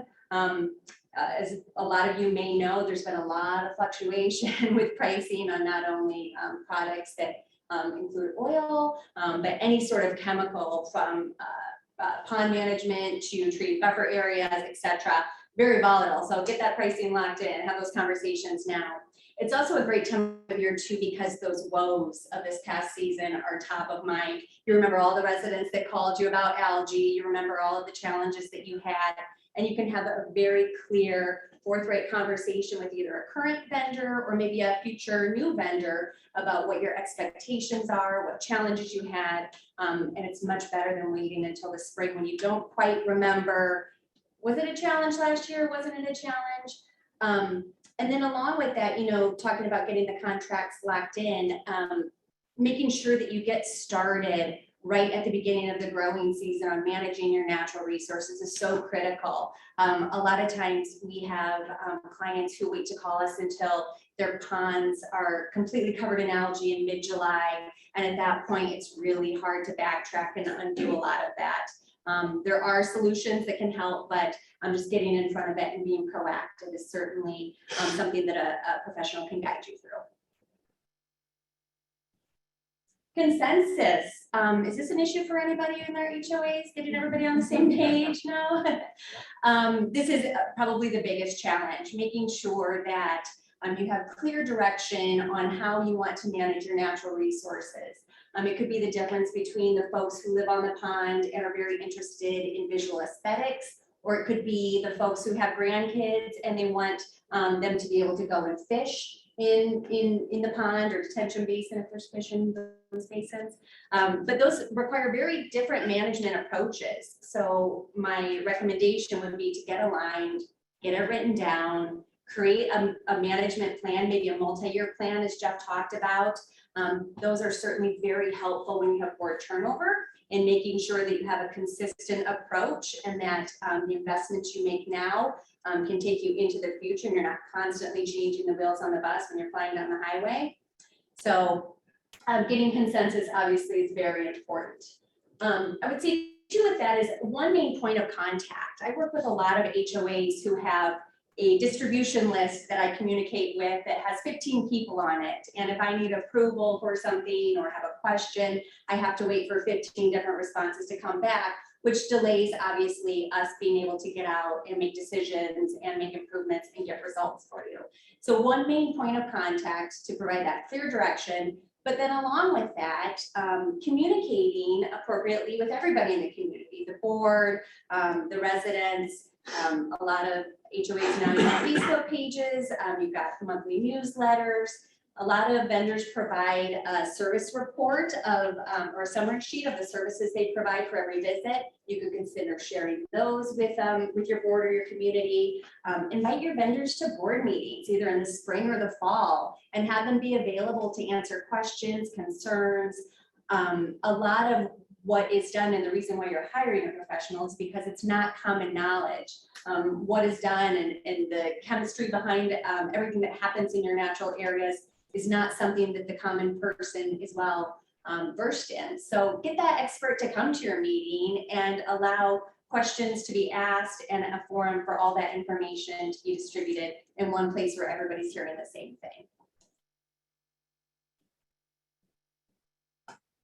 Using multiple contractors. A lot of times you have a lot of, and of course this isn't just relative to natural resources, but you're working with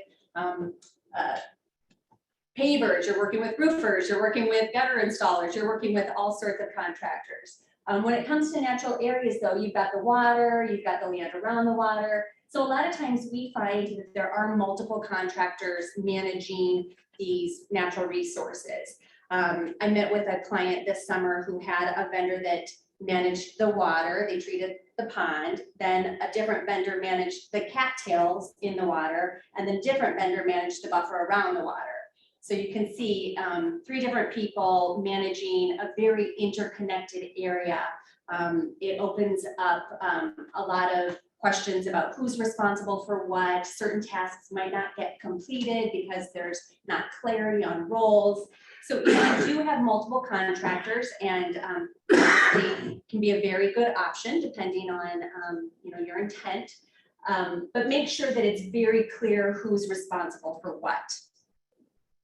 Another point to consider is maybe understanding what your contractors offer. So you might be able to choose one contractor that can manage all of those things for you.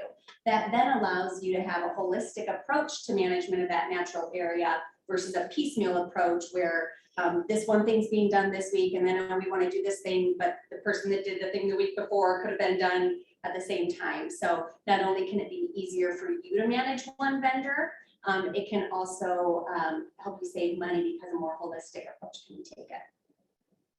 And then finally, if you do have multiple contractors, encourage them to work together. I work with an HOA in Highland Park, and I have very good relationships with the landscapers that mow around the ponds, as well as the irrigation supplier. And we work very closely together to know when lawn treatments need to take place, maybe when we need to put a treatment into the pond that has an irrigation restriction, and we work with the irrigation supplier to turn the irrigation on and off as appropriate. And it makes it a lot more streamlined for the HOA versus, oh, we have to turn the irrigation off this week because the lawn folks are doing something, and then this week because the pond people are doing something. If your contractors can work together, again, it makes your life easier, and it certainly helps you get the best result. And then finally, just the challenges of Mother Nature. As you are aware, especially being in Lake County, Mother Nature likes to do whatever she wants here. One year we might not have any rain, the next year it might be 100-year rain, which is not really 100 years anymore. So all of those varying conditions can impact pond conditions and natural areas conditions. Too much rain, too little rain, hot weather, cold weather.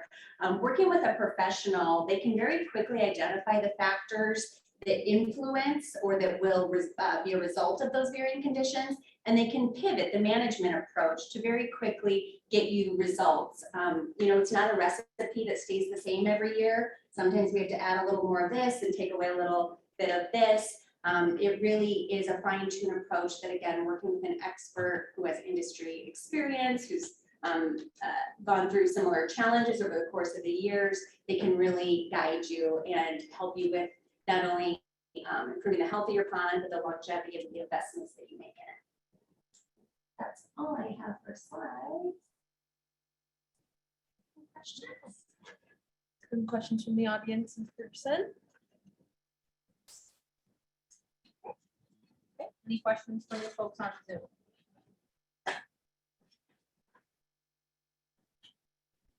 No. Oh, Thomas Heinz, if you'd like to unmute and ask your question. Hi, it's Sue Heinz, Debbie. Yeah, I have a question. If you do a bathymetric study and the results is a pretty significant project with a pretty significant budget, do you guys ever develop a phased approach where things get done over, say, one to 3 years? Or does everything always get done at one time? No, absolutely. And that kind of goes back to, working with any professional, coming up with a long-term plan. Certainly any project, big or small, can be broken up into phases. And, sediment removal projects, improving the pond buffers around a pond could be another example. Even just improving the overall health of ponds. If there's limited budgets or if a project requires large funding, any professional vendor can certainly help phase that out and make it appropriately fit within your goals and your budget. Great, thank you. I have a question. Speaking of budget and large projects, is any part of your organization, do you have a grant writing team? We do. Okay. She's sitting right back Oh, there. I could, that knows what grants are available, where we could partner and say, you help us write the grant. If we get the grant, then you'll do the work. It's exactly usually how we stage it. So maybe you and Lisa can Okay. chat after the meeting. Yes. Debbie, from your experience, what are the dredging options, right? I mean, is it bringing in backhoes? I've seen the ones where you can pump the water out through the mesh bag. Yeah. And all that. So what There's a lot of different options. Maybe you and I can talk after the meeting, just to be respectful of the presenters. That I think there's one more presentation, right? Yeah, I'd be happy to give you my card and we can certainly chat. Great. Wonderful. Thank you. Thank you very much, Debbie. Lastly, in our time here. Screen sharing.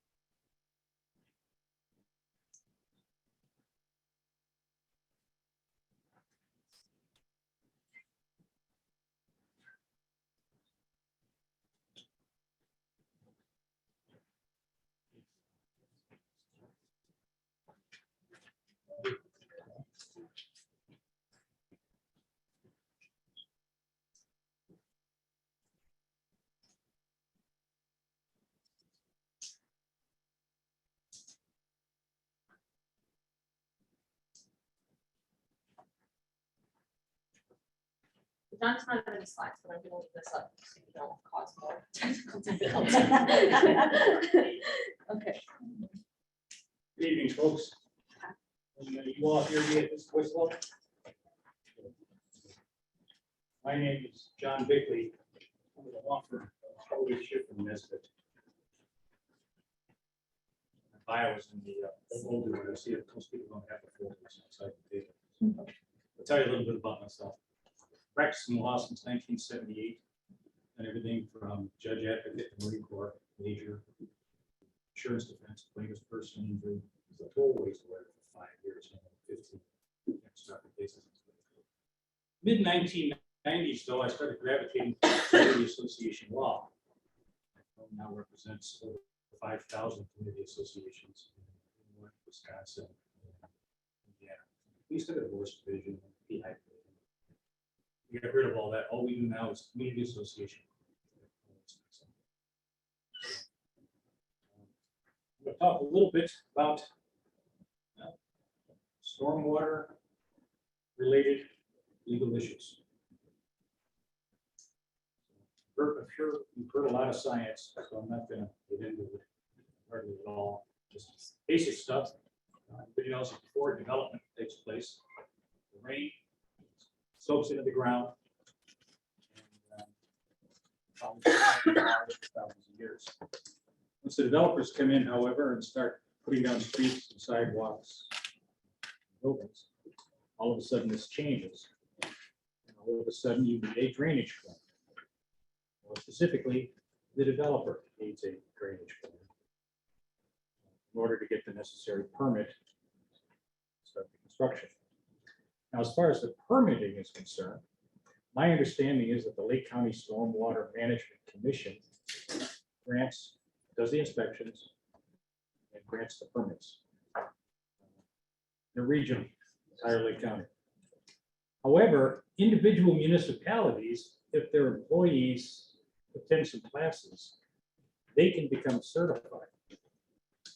And all of a sudden, the individual municipality is going to be doing the inspection and granting the permits. Probably not a problem, but bear in mind that the Lake County Stormwater Management Commission, like I said, is regional, so it's probably, in my opinion, better able to consider the needs of the downstream neighborhood when an upstream development is going to take place. The municipality within, development's going to take place is probably going to be, maybe I'm wrong, but possibly less concerned about what happens to somebody in another town as a result of the fact that more rainwater is flowing off their property than it used to. Hence, the suggestion that when you become aware that development, particularly in another town, is taking place that might be upstream from you, you might want to take part in some of the hearings and just make sure that the people who are making these decisions know that you exist. Because when your collection system, if you will, becomes overwhelmed, it's extremely expensive. And, the word special assessment is almost not a very popular one in community association world. John, if you'll speak up just a smidge, they're having a little bit of trouble hearing you. Sure. Thank you.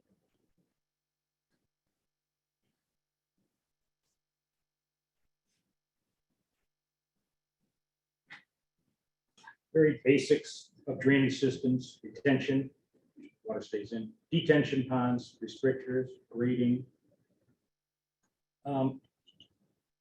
Regarding these, particularly the grading issues, your board has to be very familiar with the governing documents relative to the various responsibilities of the association. So for instance, drainage issues can be caused by bad grading near the buildings. Depending on whether you're a condo, community association, or any of the above.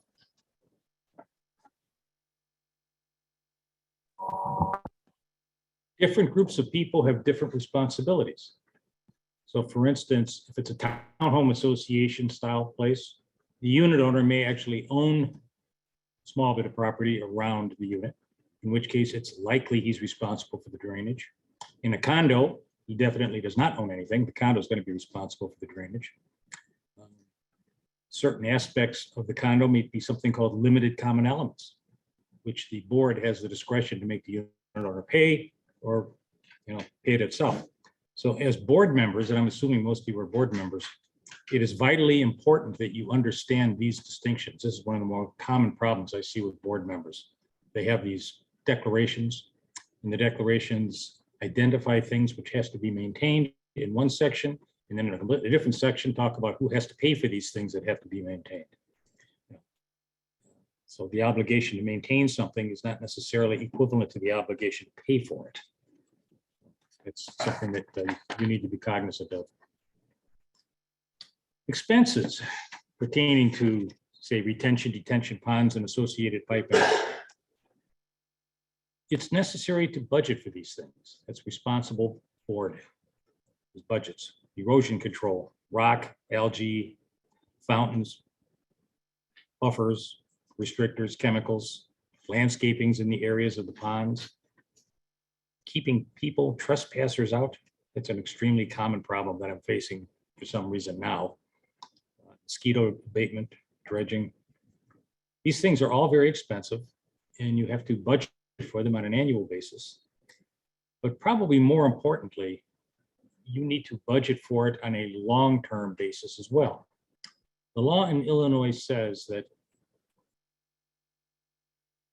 the board is not permitted to sit idly by and allow these, we call them common elements, to run out their useful lives.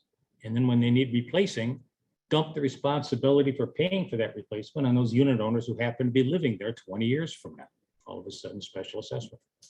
The law requires that the board members exercising their fiduciary duty to make sure that as the unit owners use these common elements, and all common elements have a useful life, whether it be detention pond or tuck pointing or roofs or whatever it is, they have to contribute to the cost of replacement. This is called reserves. And you board members are responsible for maintaining a reasonable reserve account. And if you don't do so, when all of a sudden this big, huge expense comes down and that brand new young family moved in and they just get hit with a $10,000 or $15,000 special assessment, they may not have to pay it because you didn't maintain proper reserves. So how does that work? Well, it's difficult sometimes to figure out how much money you have to put aside every month or annually, whether a monthly assessment or an annual assessment, so that when each of these things reaches the end of its useful life, which may be wildly disparate. That pond might reach the end of its useful life for 30 years, but that fountain pump in the middle of the pond might die next year. You have to count on those things and calculate how much money has to be put aside now so that as each of these things reaches the end of its useful life, the money is there to replace it. Extremely complicated process. There's companies out there, reserve companies, which will do reserve studies. Basically what they do, you hire them, they come in, they take a look at your governing documents and figure out what the association, as opposed to the unit owners, the association is responsible for. Then they go out into the field and see what the current condition is, make an estimate as to how long it's going to last and how much it's going to cost to replace. Then they pass the baton to the bean counters who figure out how much money has to be collected each month and deposited in the capital reserve account so that as each of these things reaches the end of its useful life, the money is there. A reserve study for, say, a condo association with buildings or townhome association with buildings will probably cost you $5,000. A reserve study for just the drainage stuff, significantly less. But there's less people that know how to do it. Drainage is more of a specialty, probably beyond the helm of your average reserve company. So there are factors, though, that you, by law, have to take into consideration. The Condo Act says specifically you have to consider these things. Case law talks about what you have to consider relative to if you're a common interest community association. By the way, let me throw out some definitions. Everybody knows what a condo is. It's created by the Condominium Property Act, Recorded Declaration of Condominium. Well, 10 years ago, Illinois created the Common Interest Community Association Act. That's for everything that's not a condo and not a master association, and that's recorded. It only applies automatically if your assessments exceed $100,000 a year.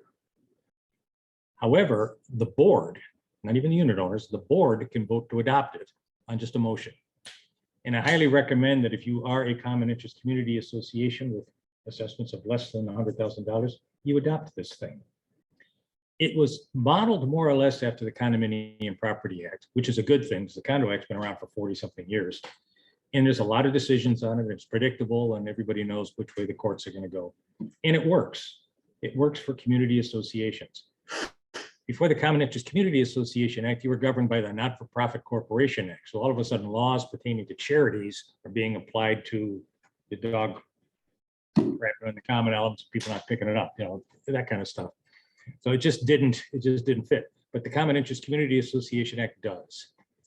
And case law basically parallels the Condominium Property Act. So these 5 things that you're required to take into consideration apply also to your homeowners association, the HOA single family homes, for instance. So you need to know the repair and replacement cost and the estimated useful life of the property which the association is obligated to maintain, including but not limited to structural, mechanical components, surfaces of the buildings, common elements, and energy systems and equipment. Number 2, this is frequently a joke, the current and anticipated return on investment of association funds. I don't know what we're getting nowadays, but it's probably like 1.6 if we're lucky. Any independent professional reserve study which the association may obtain. The financial impact on the owners and the market value of the residents of any assessment increase needed to fund the reserves. You have to take into consideration the fact if you're going to bang your homeowners with an assessment increase, and the availability of the association to obtain financing or refinancing. The first 3 would suggest that you're going to have higher reserves. The last 2, the financial impact and the ability to get financing and refinancing, would suggest that you can have a smaller capital reserve account than the calculations would otherwise suggest. So you say, well, what's that mean? We need the money. These things are going to fail. They're going to cost. Well, that's where the financing or refinancing comes in. Community associations are kind of unique in how they borrow money. There's a bunch of banks out there that specialize in loaning money to community associations. And it's different than if you went out or if a business goes out and borrows money. Say a condo, for instance. A condominium association doesn't really own anything. The only thing in a condominium association is units and common elements. And the common elements are owned by the unit owners in accordance with their percentage interest in the common elements. A condo might own the lobby furniture and whatever money happens to be in the bank account at any given time, but otherwise it has nothing to post for collateral.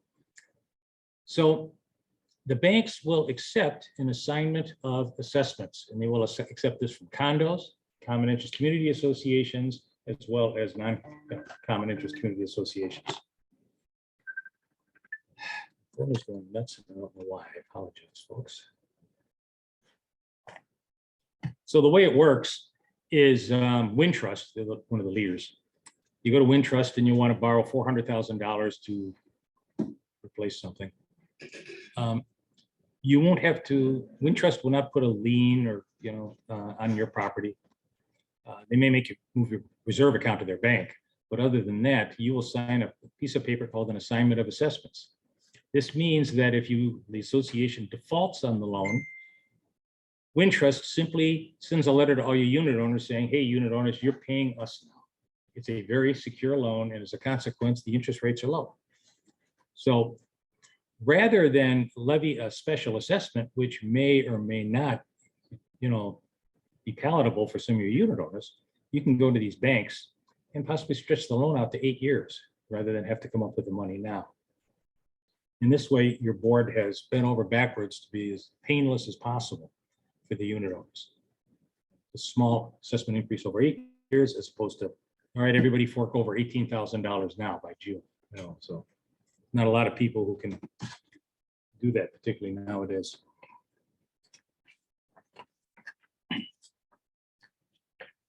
Liability issues. Of course, a lawyer has to talk about liability issues. The presence of detention ponds and necessary equipment creates a significant liability issues for the association.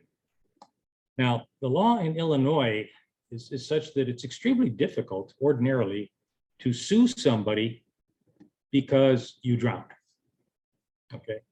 The law presumes that anybody who's old enough to be walking around without adult supervision is cognizant of the dangers of open water or the fact that the water might not be very deep. Okay. It's kind of open and obvious issues. Lake County, though, has an exception in their requirements relative to open water.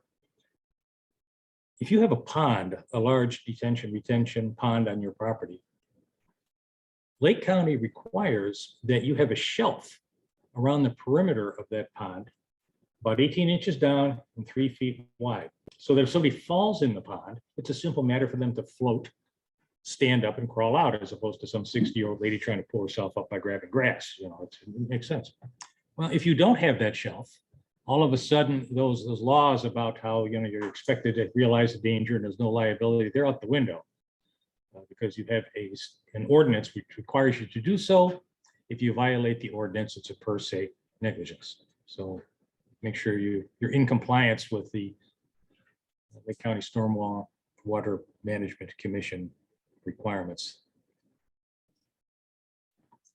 Of course, even if you've done nothing wrong, that doesn't mean you're not going to get sued. People get sued all the time when they haven't done anything wrong. Let me give you an example of one our law firm had to defend.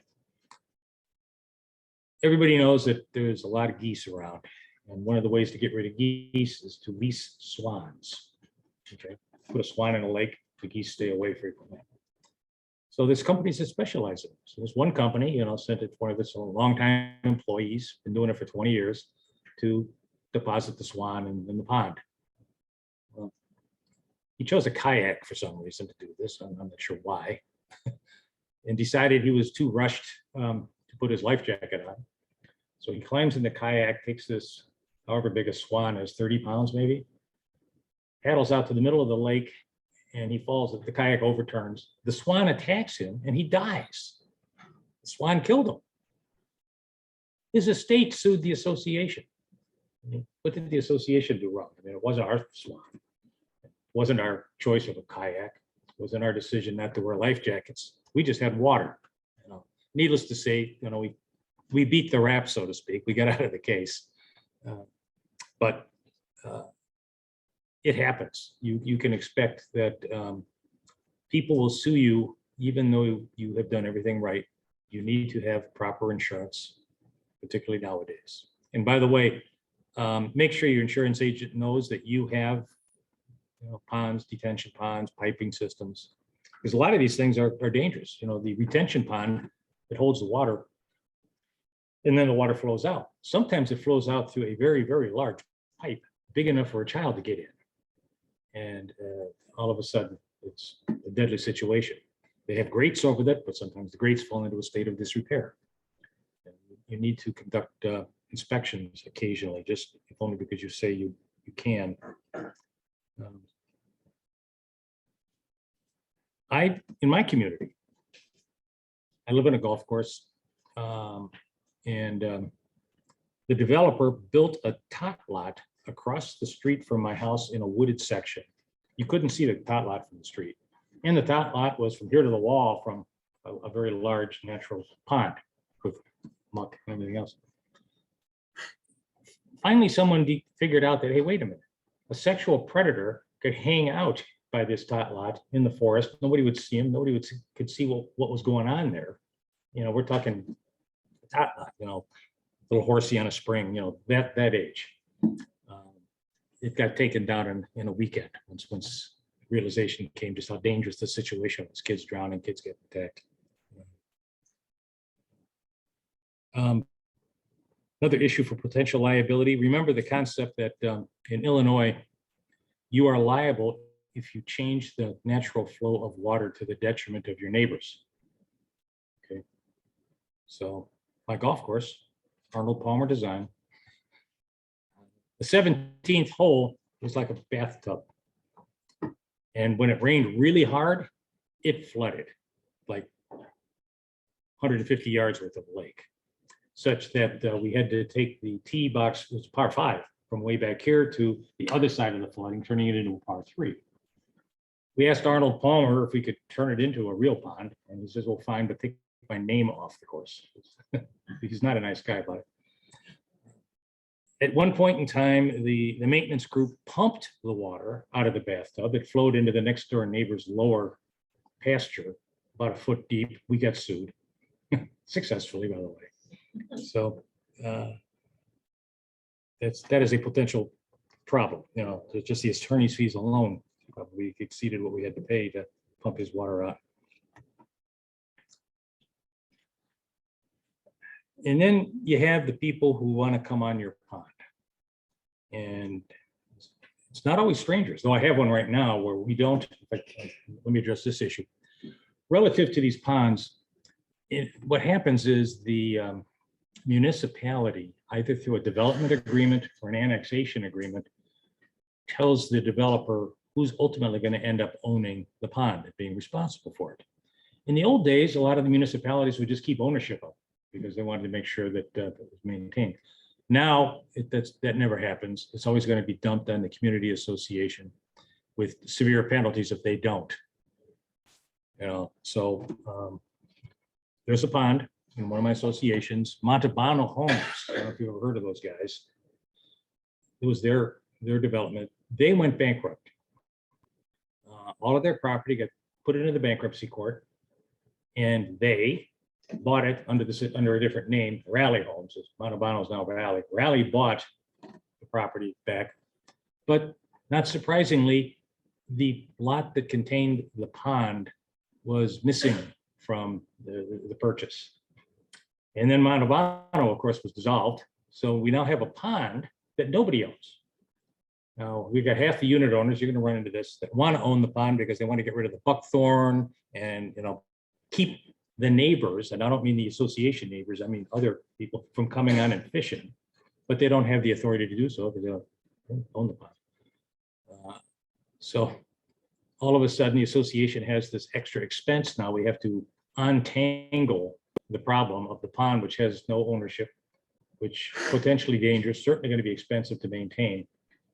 And neither the village, and we talked to Mr. Montalbano, he wants nothing to do with the pond. No, it's still associated with Raleigh Homes. I have an association up here in Lake County where the president of the association is a fishing aficionado. He also owns a company that makes concrete blocks. So he bought a bunch of fishing Christmas trees, put them on the frozen pond in the winter, the neighbors think, oh, what a nice holiday expression. Well, in spring, they sunk to the bottom, which is apparently something which helps to spawn fish or something. So now we have all these Christmas trees in our pond, and I have no idea whether it's too early for us to tell whether or not that's damaging to the pond. I have to assume it is, and we're going to be dealing with the now former president. In that one. Then I have another pond story. This president would go out at night with the flashlight and a spear, and he'd be hunting frogs. It's called frog gigging. And he would gig these frogs, take them back, and presumably eat them. Now, there's nothing dangerous or liability about that, but it's kind of creepy. So the recommendation is, in order to avoid liability, you probably want to keep your residents off the ponds. The kids are going to want to throw stones, the erosion control stones into the ponds. Adults and kids are going to want to fish in the ponds. That's just a recipe for disaster. And you're not on the board to be popular. I mean, you're on the board to govern this place properly. And if you allow dangerous situations to exist, there may be a price that you have to pay both morally and financially. So keep in mind that this equipment is dangerous. It can hurt people, and treat it as such. Any questions? Yes, sir. You had mentioned about you cannot change the properties to send your water. What if you have water coming down downspouts? Is it a mandatory law in Illinois that you have to discharge that onto your property, or can you just discharge that onto property you don't know?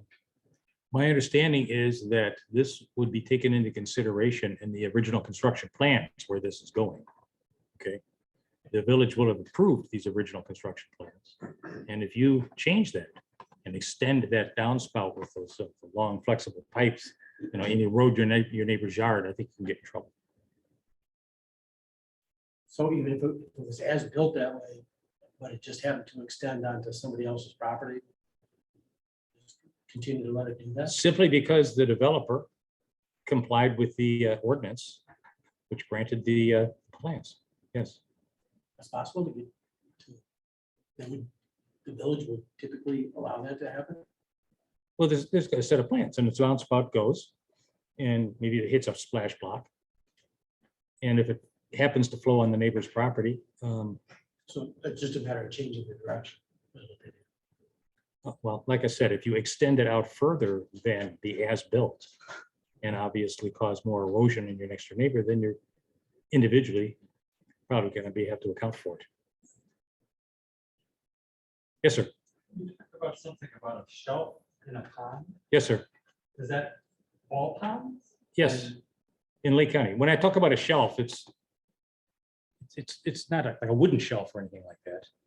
The excavator will dig 18 inches down for a 3-foot distance from the shore to where it drops off. So that if somebody falls in the water, they can just simply float on the water, stand up on the shelf. Yes, ma'am. What if your pond was built before 1992, when that safety shelf was dictated in the ordinance? What's the liability there? The ordinance, I haven't looked at it recently, most likely states that it applies to ponds built post. So you're probably grandfathered, and in which case there is no law that applies to this. So it would just be regular negligent principles. Like I said, everybody's presumed to know deep water is dangerous, shallow water is dangerous. But the lack of a shelf, well, if the shelf's not required by law, then it would not be actionable. Yes, sir. Is there a life of a pond? Oh, yeah. Well, how do you know? As it starts to silt up. By the way, that's one of the major, I didn't mention, it's one of the major items that has to be taken into consideration for reserves. when that pond reaches the end of its useful life, because it silts up, it has to be dredged. The cost of dredging is minor compared to the cost of disposing of the silt in the pond, because it's got phosphates, heavy metals, and everything else from everybody's fertilizers and herbicides have been going there for the last 30 years. It's an EPA issue. No. But your reserve advisor would factor that in, take it into consideration in determining how much money you got to. Would the reserve study people know what the life of the pond is? Will they estimate it? I'm sure they will, yes. Okay. Yeah. I mean, there's ponds have been around for a while, you know, it's something that they're familiar with. Anybody else? Anything in community association law? Question from Zoom is signage at each pond stating no swimming, etc. adequate for reasonable effort to protect homeowners? Yes, yes, you don't have to go to the expense of building a fence. Thomas Heinz, Thomas and Sue, if you'd like to unmute and ask your question. Hi, yes. In those situations like ours, where the HOA has the responsibility for pond maintenance that's been kind of assigned to it or accepted by it, what kind of resources are available to ensure that the ponds are maintained? My understanding is we don't get inspection. There are no regulations. There's no regular inspection. There seems to be no consequence if ponds aren't maintained. Yeah, is that is my understanding correct? To some extent, the board is going to be given great discretion in the manner in which it performs its duties. Okay, it's only going to be subject to consequence if it abuses this discretion. So there's a wide latitude in how they maintain ponds. You know, some associations probably only get into the maintenance of the pond once it starts to smell bad. Others every year probably have a budget. We replace the equipment on a frequent basis. Ultimately, I'm not sure exactly why some unit owner would do this, but there are unit owners who are crusaders and will hire and pay for lawyers to go sue boards for these things. They have expert witnesses, and expert witnesses will come in and testify as to what the proper standard of care is for a board relative to maintenance of ponds.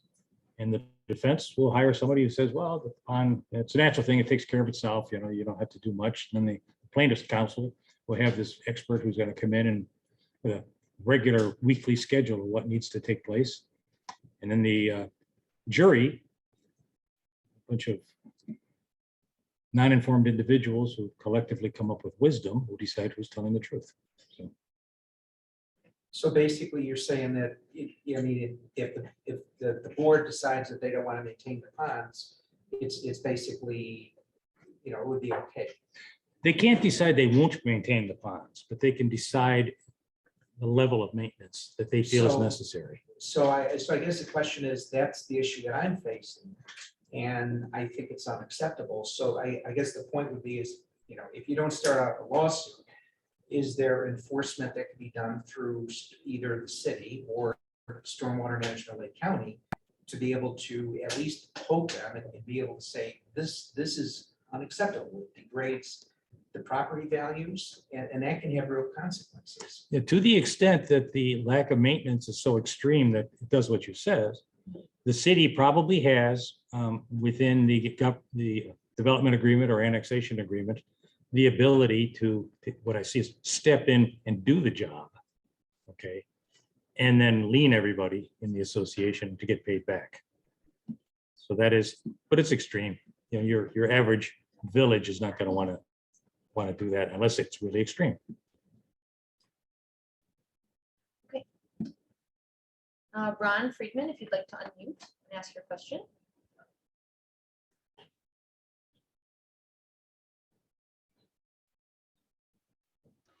Yes. Hello. Hello. Can you hear me? Okay. Thank you for taking my question.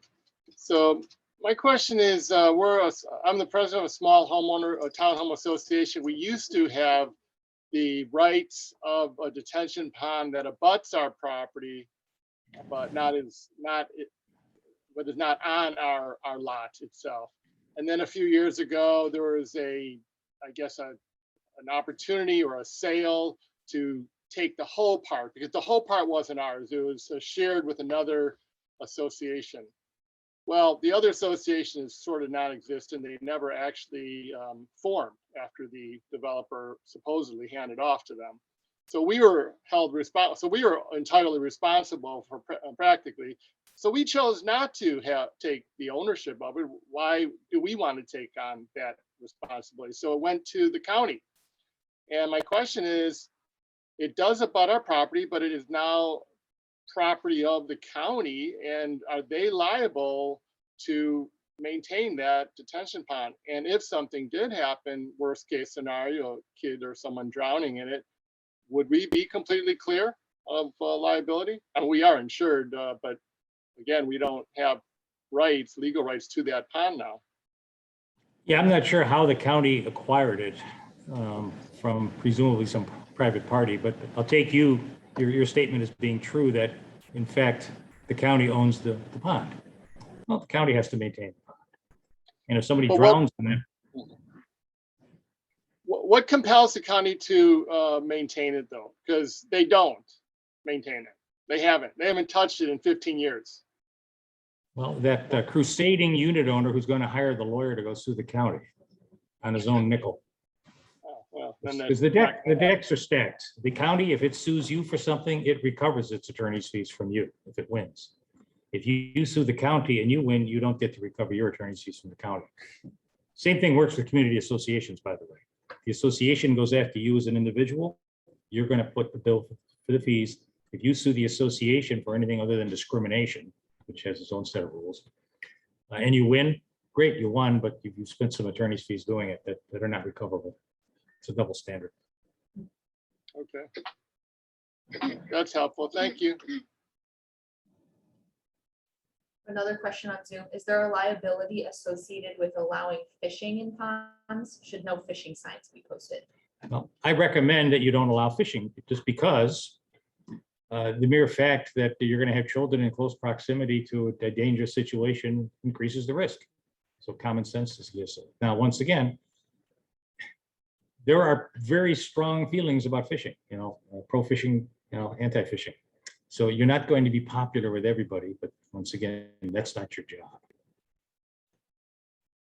there any other questions from folks in the room? From Zoom?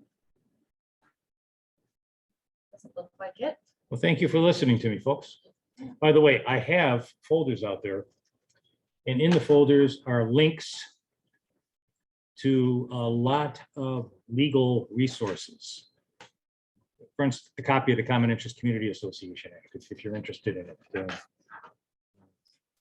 And you can all, my business cards in, you can always call me up because I used to teach courses at Harper College and Joliet College for board members. And I developed a whole series of books that I give away for free. How to conduct a 1-hour board meeting. That kind of thing. And it's good stuff. So give me a call if you want some of that stuff.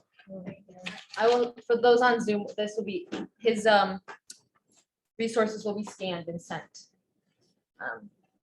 over for you all. Okay.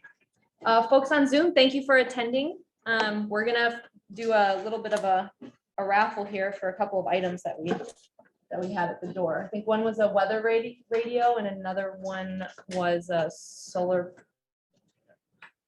What was it? I can't even remember. First, yes, that's it. Yeah, Julie, can you go there? So, all right, thank you, folks on Zoom. You're welcome to log off. We've concluded for the evening.